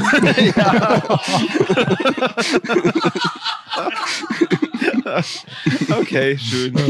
So, was haben wir denn nur? Ja, ich wollte gerade sagen, also wir werden jetzt dann gleich rüber switchen zu den Community-Fragen und sehen, ihr habt uns ja die letzten Monate, ich glaube, wir haben ja die Umfrage echt lang Jahre, glaube ich, Jahre. Es ist ja Die läuft irre. schon ungefähr 10 Jahre. Ihr habt, Ja, uns, das da, ist ihr habt uns da Wahnsinn. Themen geschrieben. Also wir werden jetzt dann gleich über die Mondfeuchtigkeit reden. Da freuen wir uns natürlich drauf. Ihr habt euch hoffentlich Wir haben darauf gerade schon über vorbereitet. Feuchtigkeit geredet. Ich habe mir echt gedacht, ich hab so einen inneren Zwiespalt gehabt, kombinieren. ob ich das mitnehme oder nicht. Aber ich habe Doch. gedacht, das war zu krass. Wir müssen drüber Ich reden. bin sehr begeistert, dass du so ein Thema dabei hast und nicht über irgendeinen Scheiß redest, Okay, wie sonst gut. immer. Dann, es geht gleich weiter. Wir machen jetzt eine ganz kurze Pause und dann reden wir über die Community-Fragen. So, herzlich willkommen zurück in der zweiten Hälfte unserer 200. Folge. Mensch, Wahnsinn. Slayer! Und wir haben sie angekündigt, ihr dürft die Folge diesmal mitgestalten und wir haben sehr, sehr viele Themen und Fragen gekriegt. Dumme Fragen. Grüße, das freut mich natürlich ja immer. Zum Beispiel der Philipp, der Dragon Cry 8 hat uns gegrüßt, der hat uns einen schönen Gruß ausgerichtet. Und Danke, hat einfach nur Danke geschrieben. Bitte. Gern, Wahnsinn. jederzeit wieder. Und das Publikum hat sich die Mühe gemacht und hat hier Fragen und Themen reingeschrieben. Ein paar ist gut, ein paar fragwürdig. Genau, aber ich würde sagen, wir fangen jetzt einfach mal an. Erste Frage. Wie fandet ihr den neuen Evil Dead Film? Obergeil. Ja, ich hätte Geil. kinderfreundlich gesagt. Kinderfreundlich als Barbie lauten, glaube ich. Wenigstens kein Pipi-Kaka-Humor drin. Du hast ihn auch gesehen? Ja, nein. Ne? Okay. Gut, dann wieder, das ist bestimmt eine längere Folge. Als brandneuer Stammhörer, in Klammern durch Empfehlung von Corby, Welchen Corby? me. Okay. Was sind die 3 legendärsten, besten Folgen vom Podcast, die man unbedingt nachhören sollte? Gruß, Fabi. Ich würde sagen Watchmen auf alle Fälle. Watchmen gehört für mich zu die Top 3 einfach. Mag Benecke geil auf. Das ist schwierig. Mulan ist auch gut, weil durch den Corby nämlich seine Frau spricht. Das ist ganz amüsant. Und Julia. Und Julia, okay. Das ist lustig, weil der Corby war nämlich in der Folge nur Sprachrohr. Ja, weil die den Zeichentrick Mulan gar nicht kannte. Dann auf alle Fälle noch Fraktus. Fraktus, weil das einfach so ein Schleimer. tolles Kontrastkino ist. Corby voller Euphorie, Mike voller Hass. Tolle 3 Folgen, ja. Bei dir? Ich würde sagen, da wo der Sänger von Bloodsucking Zombies dabei war, die war sauer mit Ja, Trick or Da hab Treat. ich beim Rasenmann richtig Spaß gehabt. Die singen wir halt nur live. Stimmt. Freuen wir uns schon. Dann der schon angesprochene Nachhaltigkeit war natürlich auch fantastisch. Den habe ich auch in meiner Liste, ja. Der ist echt gut. Und das Halloween-Special Simpsons darf man natürlich auch nicht vergessen. Gell? Das Das ist war auch gut gewesen, ja. hier mit Bewegtbild. Es ist war Top phänomenal. Vorbereitung. Da sind wir sogar geschminkt worden. Mhm. Ja, ich hab 2 Kostüme gehabt. Ja, genau. Kostüme. Einmal Ja, war also, ich ein paar andere. Das war wie ein Helene Fischer Konzert, so viel Kostüme hat's da gegeben. Das war echt Wahnsinn. War halt Oder hat sie das Seppli irgendwie, gegeben, war halt oder? irgendwie nicht so eine gute Idee, ein Kostüm, das Laute von sich gibt, in einem Podcast mitzunehmen. Aber es war so schön. Also, wie schon gesagt, ich habe die Nachhaltigkeit auch. Mhm. Antlers.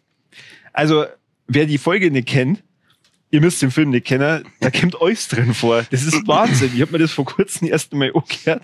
Und also, sein Kinderhass kommt rein, er hasst Rothaarige, es geht um Drogen, der Mike fetzt sie wieder mit dem Kani, weil der Kani immer als Nazi bezeichnet ist. Das Ja, schau dir noch einmal an. ist wunderbar, beide hassen mich, weil ich den Film nicht mag und es ist einfach top. Ja. Top. Richtig, richtig gute Folge. Und Shin Godzilla. Ja, mit dem scheiß Japan-Lehrgang, du darfst. Woher weißt du das eigentlich? Keine Ahnung, ich hab das irgendwo gelesen. Schön Dann Zeug. wird noch eine Folge zu dem Horrorspiel The Quarry erscheinen. Ja, Okay. Irgendwann kommt da was, ja. klassisches Jahr. Ja. Mhm. Aber wann sagen wir euch nicht, das ist ein Geheimnis. Gute Frage. Dann, was ist an Mike sein wertvollstes Stück in seiner Horrorfilmsammlung? Ich würde sagen, seine Kinder. In meiner Vorstellung ist das der blanke Horror. Also, Also, ich hab mich vorbereitet und habe an Mike diese Frage geschickt. Ich kann jetzt hier in das Video dann das Bild einblenden. Das ist die Beyond-Figur, die er hat. Du darfst das aussehen. Ja, da, hier, bitte. Top-Film, anschauen. Und er hat dazu geschrieben, die ist mir sehr schwer zu bekommen und wird geschätzt, ich glaube, er hat sie verschrieben, da steht 600, ich glaube 8.000 € rund kosten. Ja. Okay. Yes. Ja. So Aber ein Pose. hätte ich die Antwort nicht bekommen, hätte ich gesagt, wahrscheinlich sind die Kinder oder halt das Stück an ihm, das diese Kinder erschaffen hat. Das darf ich auch hassen. Schau dir mal auf den Bett, was sonst wie der Teufel stinkt. Teufel. Oh, wir kommen halt echt nicht gut weg. Das ist so schlimm, wenn man einmal nicht selber dabei ist. Ja, aber er weiß, was passiert, wenn er nicht dabei ist. Und er hat es ausgesucht. Es ist auch nicht besser, wenn man dabei ist. Ja, stimmt auch wieder. Kann das wenigstens werden? So, jetzt wird's kompliziert. Lässt sich die Einzigartigkeit des Viva la Movilusion Podcasts anhand des Koeffizienten der Mondfeuchtigkeit in Relation zur Grubengasdichte und in deren Zusammenhang bzw. Abhängigkeit der prozentualen Morgentaufeuchtigkeit errechnen? Oder seid ihr einfach so genial, dass keine logische Erklärung dafür gibt? Ich würde sagen, ein bisschen was von Seite A und ein bisschen was von Seite B. Mehr Seite A, Ja, also man kann es auf alle Fälle berechnen.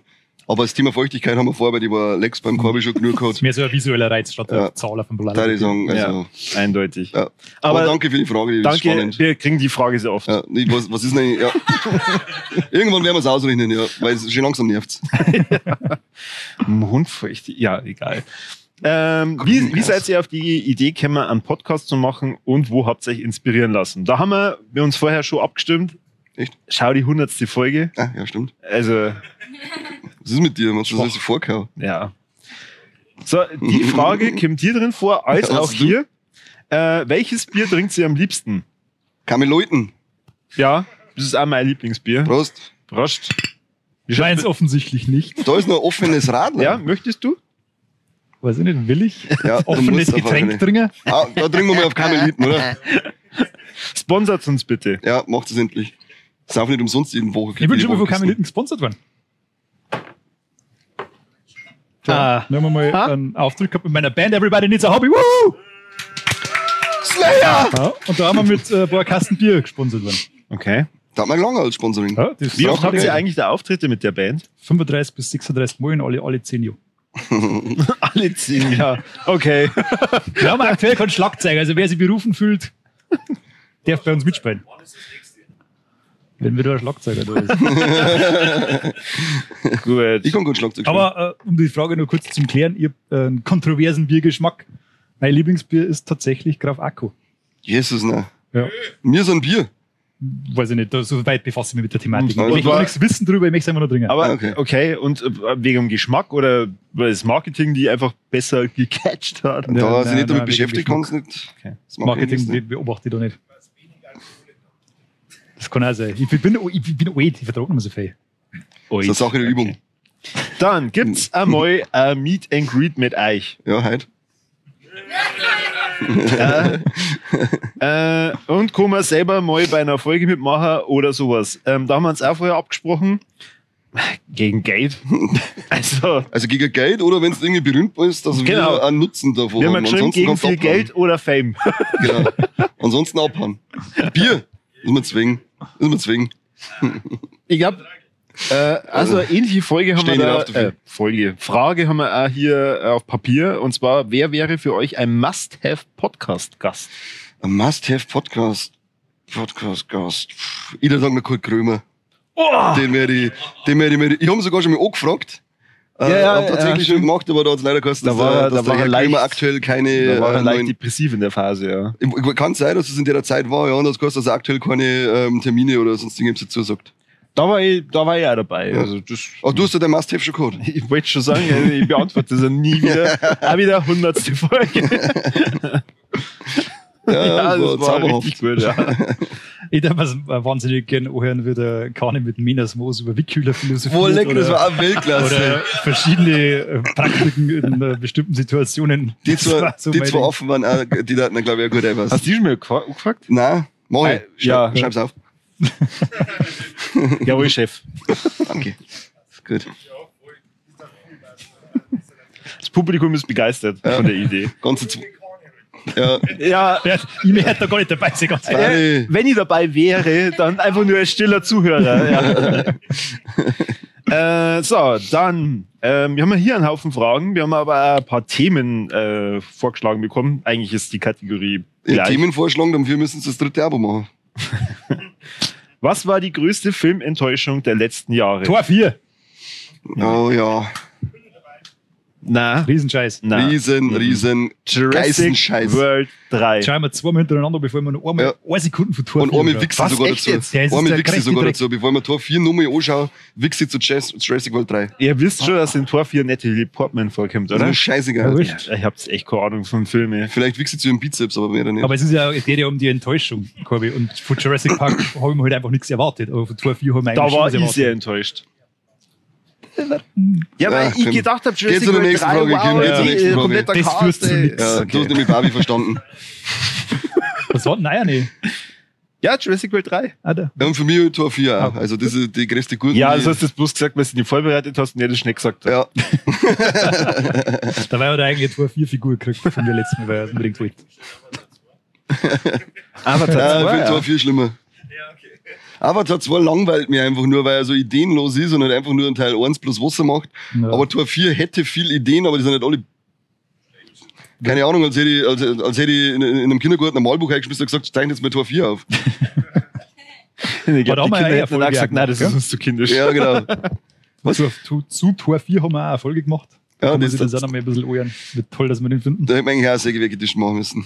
Aber der Corby feiert, ja. Was? 4 von 5 auf Letterboxd, du bist nicht ganz dicht. Richtig geiler Film. Ja, Natalie Du musst Portman. nicht am Film, nur weil ja der 4. Teil ist, automatisch auch 4 Sterne. Natalie Portman, wie oft muss ich denn das noch sagen? Okay. Mein Gott. So, da Horrorfilme und Horrorgames euer Ding sind, wäre es mal so richtig geil, das Thema Five Nights at Freddy's zu behandeln. Da auch bald der Film dazu reinkommt. Komischer Smiley. Habe ich überhaupt keinen Bezug dazu. Habe ich auch noch keinen Okay. Bezug dazu, können wir uns ja vielleicht einmal ins Auge fassen, Ja. aber Master und das Daddy habe ich dann, Abo, dann können wir drüber fassen. Nicke die Sau. Dann wieder erwarten. Mondfeuchtigkeit, grobe Gasdichte, Morgentaufeuchtigkeit, vor allem im südwest-mitteleuropäischen Raum. Da müssen wir eine extra Folge drüber aufmachen, es tut uns leid. Wenn wir jetzt darüber reden, wir haben ja jetzt den Saal auch nur begrenzt. Die Leute von Oppenheimer haben sich beschwert Ja, und die wollen dann hier wieder weiterschauen. Also sie haben nicht mit 2 Stunden Pause gerechnet. war aber ein guter Move von uns. Die haben sich schon gewundert, warum tragen die so viel Zeug rein? Ja. Ja, genau. Spoiler. Welche Filme könnt ihr gar nicht anschauen, beziehungsweise sind so schlecht, dass ihr euch am liebsten 3 rostige Nägel ins Knie hauen darf? Tor 4. Das und alle Filme vom Till Schweiger. Oh ja. Die sind echt Nein, schlecht. Inglourious Bastards nicht. Der ist nicht von ihm, da ist einfach nur zufällig reingerutscht. Also du meinst, Die also erste seine Szene. richtig, Ja, seine, Ja, richtig, seine, nicht seine nur, oder da, wo er Hauptrolle spielt. Ah, okay, ja, dann. Ich habe tatsächlich, ich hab drüber, Alle Till Schweiger Filme. Wir bleiben bei alle. also Du hast jetzt ab. ich hab drüber nachgedacht, ob ich das anspreche oder nicht, aber ich habe wirklich alle Filme extrem schlecht in Erinnerung. Und zwar Twilight. Also ich mag keinen dieser Twilight-Filme, weil ich das so ätzend finde, diese komplette Story. Es ist die ganze Zeit nur schlechte Stimmung. Am Ende darf es so einen richtig geilen Twist geben und dann ist das nur ein Traum. Obwohl du eigentlich die genaue Zielgruppe von Twilight Ja. bist, gell? So, das ist komisch. Warum ist das meine Zielgruppe? Ja, schau dir doch einmal Du bist die an. Zielgruppe von Twilight. Was? Jetzt, Was? schau dir doch einfach mal an und dann stellst du die Frage nochmal. Weil du meinst, weil ich so schön bin wie die Ja, Vampire, du oder bist was? also ein richtiger Glitzer-Homo. Aber ja, keine Ahnung, ich bin schon sehr leidensfähig. An und für sich. Ja, du hast ja geschafft, dass du nicht mit hinklangst bei dem Barbie-Flirt-Versuch. Du bist offensichtlich sehr leidensfähig. Und welches Filmgenre ist das Schlimmste? Liebeskomödien? Bis auf Date-Movie? Aber ansonsten, glaube ich, sind Liebeskomödien sehr schlimm.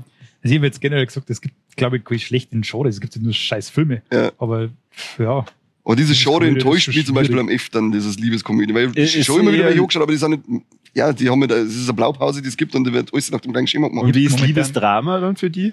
Ja, die können schon sehr berührend sein. Okay. Da kann man schon mal weinen. Ich habe eher momentan so ein bisschen ein Problem mit dem Genre Komödien an sich. Ja, Da geht mir irgendwie in letzter Zeit so ein bisschen. Warum wird da gelacht? Was ist da los? Bollywood. Hart's ab mit Bollywood, ey. Bollywood. Den Scheiß, ist der hat meine gut. Mama immer angeschaut. Und dann liegst du voll wie ein Arschloch am Samstag um 3 Nachmittag im Bett und möchtest ausschlafen und dann hörst du draußen einen Staubsauger mit Bollywood und Bollywood so laut, damit der Staubsauger übertönt wird. Ja. Ja, genau. Und dann, das ist frühkindliche Erziehung gewesen bei mir. Geil. So, Entschuldigung, aber das, Deswegen gehe ich nicht gern zum Himmel Himmel. unterbrochen. Das ist die Moite will. Ja. Ja, Genre. Ja, Komödien haben ein bisschen problematisch geworden in den letzten Jahren, weil es einfach zu wenige gute gibt, Ja. finde ich. Also, ja, Stumpfsee, der Humor war ja. sehr. Wo waren die Ricky Bobbies?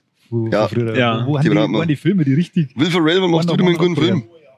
Boah, habt ihr den Will Ferrell-Film über einen Eurovision Song? Ja. Hab ich nicht angeschaut. So Nein. ein dummer Dreck. Alter, da hat es zwischen aber mir und dem mit Film der hat's eine Woche Elizabeth peinliches Banks. Schweigen Mit gegeben. der Wir haben Elizabeth ein bisschen- Banks. Und, aber es ist trotzdem irgendwie. Es ist, ja, Red nicht weiter, Corby, das ist der schlechteste Film, der je dran worden ist. Nein, Doch. Jurassic World 3. Nein, Tor lass 4. jetzt mal Jurassic Park. Gut. Ja, ich mag ehrlich gesagt einfach keine Psycho-Horror-Filme. Das Wenn du nicht ist, verstehst. Weil ich es nicht verstehe, richtig. Na, entweder ich möchte mich gruseln, aber ich möchte nicht der Figur neben den gruseligen Momenten dann zuschauen, wie die dann mental gebrochen werden und was die für Probleme haben mit ihren Kindern. Interessiert mich da nicht. Ich denke mal, Was mit Kindern, Ruhe? der Dämon soll es jetzt entweder kalt machen oder Sei gruselig und brutal, aber sonst nichts. verdammte Scheiße. Scheiß Family-Drama, so wie daheim schon. Brauchen wir den Fernseher anschauen. Gut, dann, wann hat euer Rieseninteresse so richtig angefangen, sich damit zu befassen? Gestern. Da haben wir eigentlich in der Vorbereitung gesagt, Gegenfrage, was ist damit gemeint? Also, was heißt damit? Also, mein Interesse an Briefmarken ist entstanden mit zarten 24. Okay.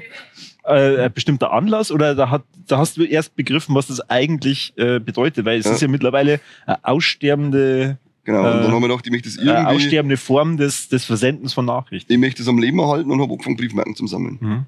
Die du im Internet bestellen kannst und gleich ausdrucken kannst. Ja, genau. Das, Im- Wie geht's dir dann damit mit diesen Codes? Also anstatt Briefmarken, ist das Ach, für ja, die... das ist Ganz schlimm, gell. Codes kills Briefmarkenstar. Ja. Geht gar nicht. Es ist ein Zufall, bei mir war das auch mit 24. Ja, Echt? Auch Briefmarken, oder wie? ja schon. Cool. Tauschen wir mal. Ah, ganz wir ungern. zusammentauschen. Also ich lasse die ja ganz Seid ihr gern mit? anschauen, weil ich habe ganze 8. Der Oliver darf jetzt sagen, soll ich dir meine Briefmarkensammlung zeigen? Oliver, Nein, ja. der hält irgendwas mit Lecken einbauen. ja, also, aber die müssen wir auch irgendwie. Genau, soll ich dir zeigen? Ja, Oliver, zeig sie mir einen Lexi. Wann hast du mit Briefmarken angefangen? Ich bin noch nicht so weit. Ich hab den Reifegrad noch nicht entwickelt. Ja, das kriegst du. Das kommt, Kannst du noch. das Das, sagen? das kommt. Das Ja. kommt mit dem Alter. Wenn es nicht mit 24 ist, dann mit 42. Okay, dann habe ich magische was auf, was 42. mich freuen kann. Magische 42. Hol dir schon mal diese Alben. Ja, genau. Dann, wie sieht die Zukunft von Viva la Movilusion aus? Rosig. Ja. Fertig. Also, da wollte ich nur mit reinwerfen, ich darf mir jemanden wünschen, der sich ums Marketing kümmert. Haben wir noch Marketing-Spezialisten? Bitte. Ja, genau. Dann, Ja, haben wir da nicht wir sollen unbegrenzt Zeit. über den Dokumentarfilm, finde ich schon mal gut, In Search of Darkness, Horrorfilme der 80er reden. Ja, können wir mal machen. Mach mal. Schreibe ich ja auf. Mach mal. Gut. Am Ende des Abends das Steady 3 Abo kommt. Das ist hier kein Bazar, wo wir jetzt ein bisschen zusammentauschen oder sonst irgendwas. Also, kennst du das? Ja, das ist, So, bevor ich jetzt hier die Grüße verlese, weil das ist vielleicht ein bisschen ein schönerer Abschluss, wie das, was wir sonst immer so labern.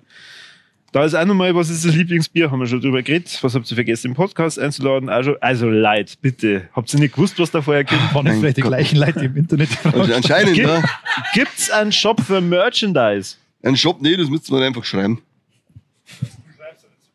Ja, weil ich bin abgehoben, ich schreibe doch nicht jeder Und Fotze. hier steht, du sollst mal deine Zitze zeigen. Mit Sitze. Und Kani, zeig mal Zitze. Oh! Die linke war schön, aber die haben uns wie 300 Jahre. Dann, was ist eure persönliche Lieblingsfolge aktuell?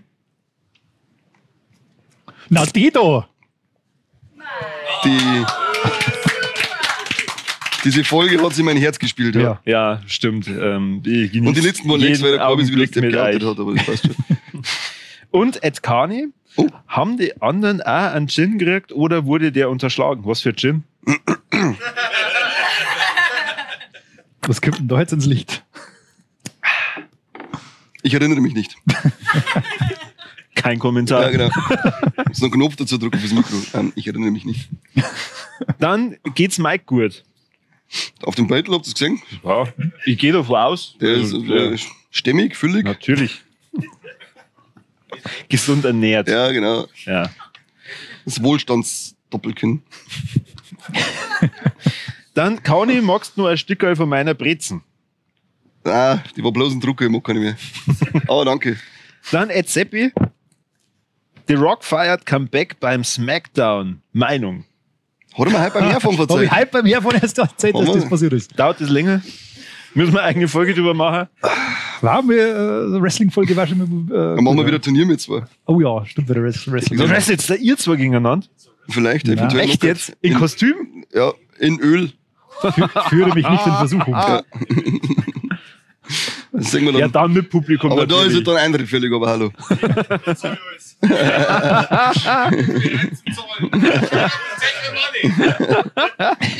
Schreib's auf.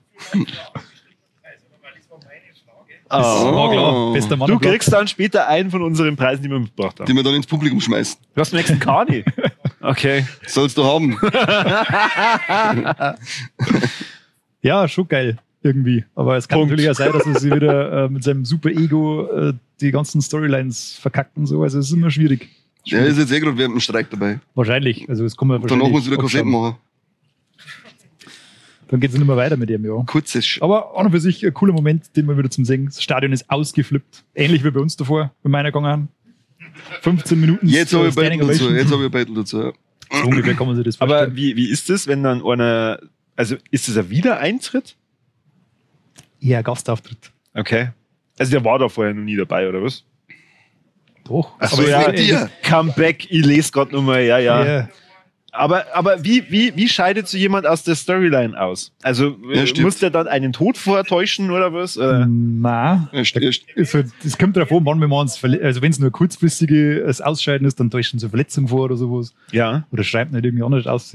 Aber in dem Fall, ich weiß ehrlich gesagt, das ist 20 Jahre her oder so, wie der seinen letzten offiziellen Arbeitstag gehabt hat, weil er kommt ja immer wieder für eine gewisse Zeit zurück. Ach so. Und das ist jetzt da, also ich weiß jetzt nicht, wie lange das anberaumt ist, aber höchstwahrscheinlich wegen dem Streik. Also das heißt, man muss nicht jedes Mal einen Tod vortäuschen und dann kommt er auf Ja, einmal was doch wie bei den Comicfilmen. Die sterben immer, dann kommen sie wieder, werden wiederbelebt. Also es Da Gibt's kommt also- er mit so einem ganz großen Hammer und haut so drauf und haut so, Ja. boing. So läuft das. und dann wird das The Rock aus dem sterbenden Stern geschmiedet. Das liest weiter da auf. Dann Frage, wo ist Seppi? Da. Da ist er. Hallo. Ja. Wieso hat der Kani noch kein Bier? Weil- Hallo, ich habe schon die zweite. Voll wie ein Scheiß aus. Ja.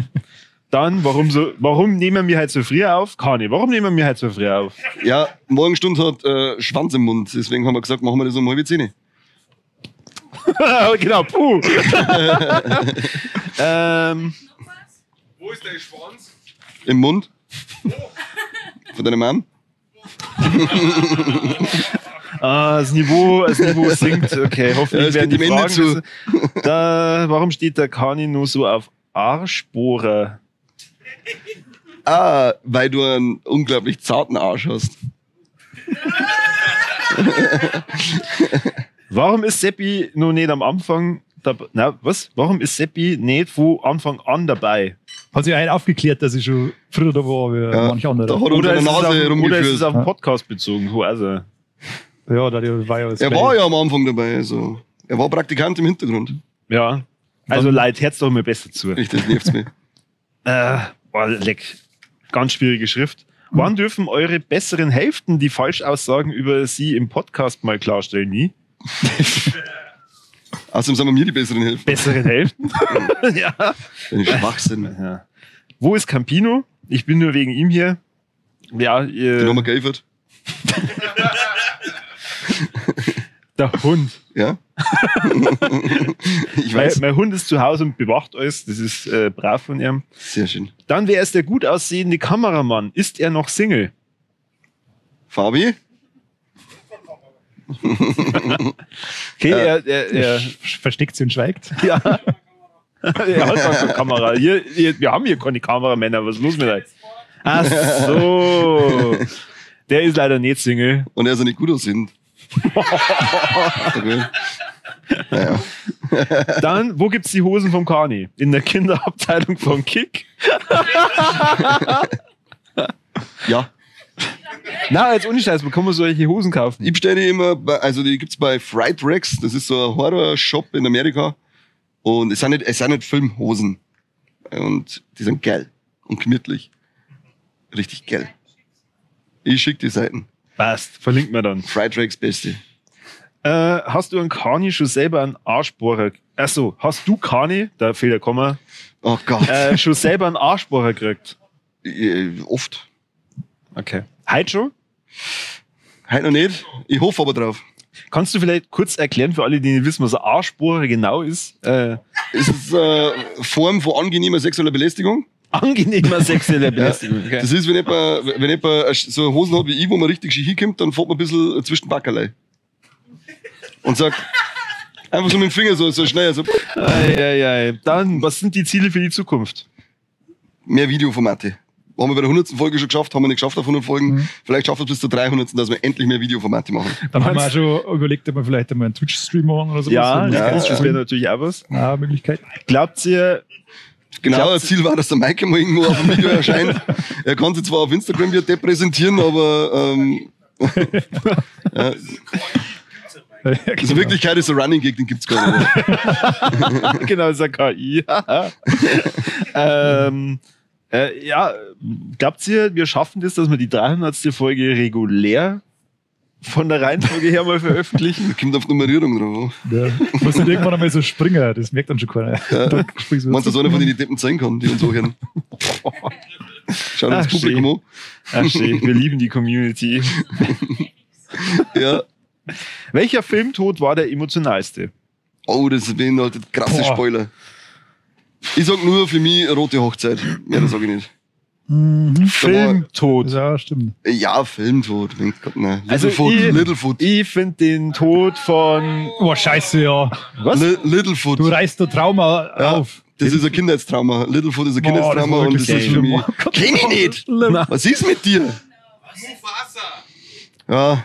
Oh, Ja, genau, Littlefoot. König der Löwen ist auch so ein Kindheitstrauma. Ja, aber Littlefoot war schlimmer. Das war der erste. Ich glaube, mir hat kein Filmtod so berührt wie Zeichentrickfilmtode, wie zum Beispiel Kapp und Kappa, glaube ich, ist er am Anfang. Ganz König der Löwen, Littlefoot, diese Disney, vor allem Disney-Filme, die, also, Ja, und da war auch die krassen Zeichentrickfilme wie unten am Fluss oder so. Ja, Das genau. war brutal heftig. Fick die, holt dein Maul! genau. Entschuldigung, Der Film hat mich traumatisiert, aber nicht meine prügelnden Eltern. die Hunde sind los, vielleicht kennst du den auch noch. Ei, ei, ei. Deine Kerbe, das waren richtig Kann man mir schlimme- bitte weitermachen? Weil ich Also, kann nicht mehr. also ich wollte eigentlich wegen Filmtod sagen bei I Am Legend, der Hund. Ja, Also das ist ein Legend. Ist auch Ja. Allgemein Tiertode sind immer schlimmer als Ja. Huren Bei Menschen. Menschen gibt es vielleicht nur, die kann man ersetzen. Eben. Das ist- Welcher Film hat wirklich eure Psyche belastet? Super, also. Ja, passt. Wollt ihr uns jetzt erbrechen oder was ist denn da los? Wobei ich glaube, da möchte ich kurz mit einschmeißen, vor allem für Ohren aus dem Publikum, The Beau is Afraid. Ja, da schließe ich mich an. Da schließe ich mich wirklich an. Was ist los? Eiskaltes Schwein. Welcher Film hat wirklich deine Psyche belastet? Das ist belastet, das ist so ein hartes Wort. Also vorhin hast- die, was ich schon genannt habe, auf alle Fälle, weil das war Tor 4, Ja, Tor 4, du wirst Tor wahrscheinlich. 4, ja. Ja, diese lustigen Da Ziegen. knabber die Heiden drüber, ja. Die verfolgen mich in meinen Träumen. So lustig. Ja. Ihr habt den nicht schlecht gefunden. Ja, du bist aber behindert. Was ist die beste Fortsetzung? Wolleck. Auch nicht Jurassic World 3. Tor 4. Ha. Äh, Ich darf jetzt einfach Star Wars Rogue One reinhauen, ist zwar jetzt nicht irgendwie so eine offizielle Fortsetzung, aber es führt ja diese Filmreihe fort, darum hau ich jetzt einfach mal Rogue One rein. Ich sag Zurück in die Zukunft 2. Auch sehr schön. Der war besser wie der erste und besser wie der dritte. War eigentlich der beste Teil. Das ist auch sehr gut, ja. Oh, gute Wahl. Da kriegen gleich einen Herzinfarkt auf damit. So gut ist der. Ja, Zwei Speisen lang. Ah, der Raid 2, ganz groß, ja. Ah, stimmt, ja, der war auch gut. Human Centipede 2. also bitte. Also bitte. Ganz großes Kino. Zwei war ein bisschen wieder eins. Was Wer? ist das? Zwei war ein bisschen wieder eins. Sehr schön. Endlich Da, am Ende den wir machen jetzt weiter. Für die, was war deine beste Fortsetzung? Nein, ich weiß nicht, ihr habt alle irgendwie recht. Mir fällt jetzt spontan. Ja, mach in einem Land von unserer Zeit Teil 6. Was? In einem Land von unserer Zeit Teil 6. Weißt du, Corby, gut gemacht. Okay, gut. Mach weiter. Dann bestes Remake, schlechtestes Remake. Boah, leck. Da muss man die Filme davor Ich erkennen. hab das Dawn of the Dead Remake ziemlich geil gefunden. Ja, Die dann ist auch 2000er rum, das war richtig gut. Dawn of the Dead ist ganz. Und schlechtestes ist für mich The Fog. Das ist so eine Oh ja, Grütze von stimmt, der Hurenfilmen. ist Das ist so, schlecht, ja. kannst du nicht anschauen. Das stimmt. Kriegst einen Hohenverdreher. Ey, mir sollte da jetzt mein Letterbox, ehrlich gesagt, ein bisschen durchschauen. Ah, dass gut ich das- vorbereitet. dass ich das, ja, wir haben ja die Frage ja gar nicht gekriegt. Dann bester Foley Artist. Was ist ein Foley Artist? Weiß ich nicht, was ist das? Wo die Geräusche machen. Ah.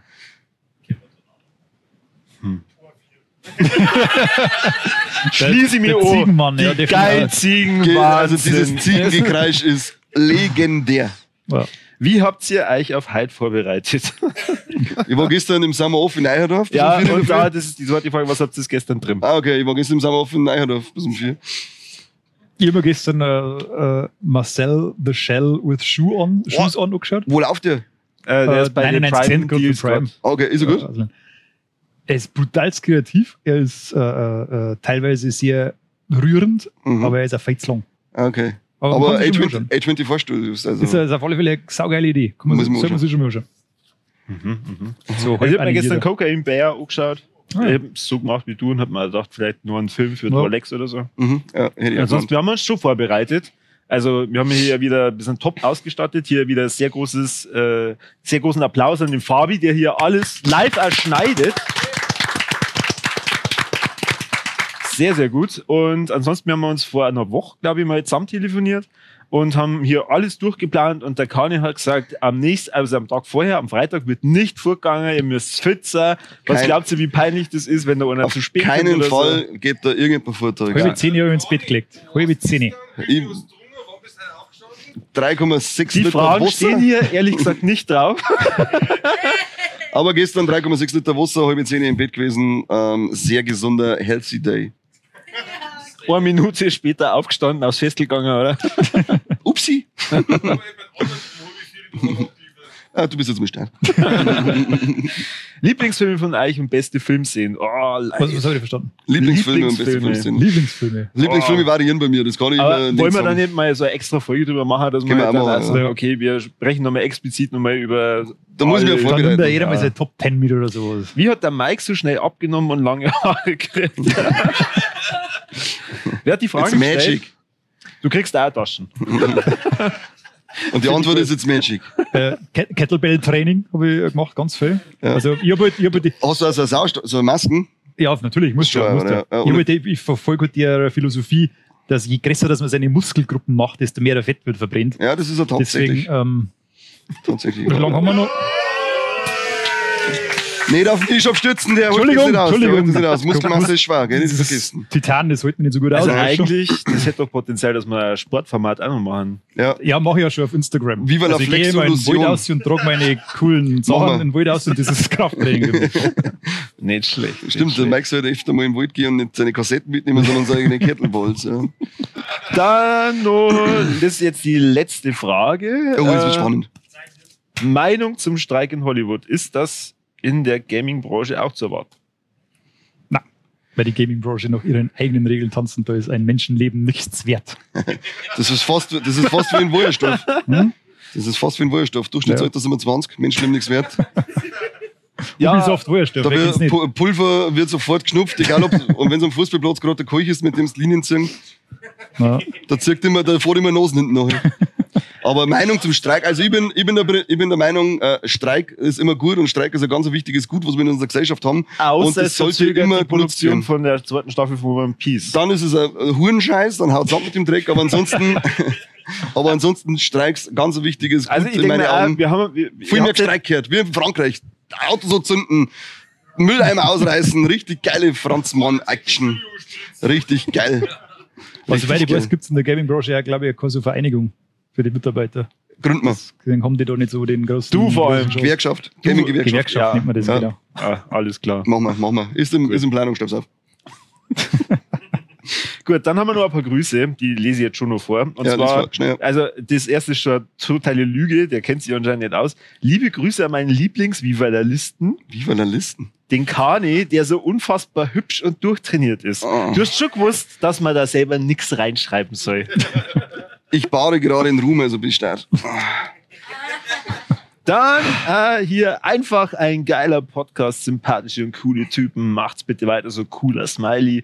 Yeah! Bald ein Jahr Mitglied und nichts bereut auf die Ist er nächsten Transgender Jahre. praktisch? Weiter im Text. Ja, dann, das habe ich ja gleich am Anfang gesagt, die lieben Grüße von Philipp. Hier wieder liebe Grüße zurück an den Philipp. Der eine, der Danke geschrieben hat, bitte. Dann, als ich heiße auch Corby, bester Name by the way, yes! Du weißt doch, dass du da selber nichts einschreiben sollst. Ja, Ansonsten geht es dann vor allem um Fußball. okay. Aber ich feiere euch brutal und bin, warum aber? Also, ich heiße auch Corby, aber. Ja, das ja. Er hat halt keine Freude im Leben, aber er feiert uns trotzdem. Ja. So.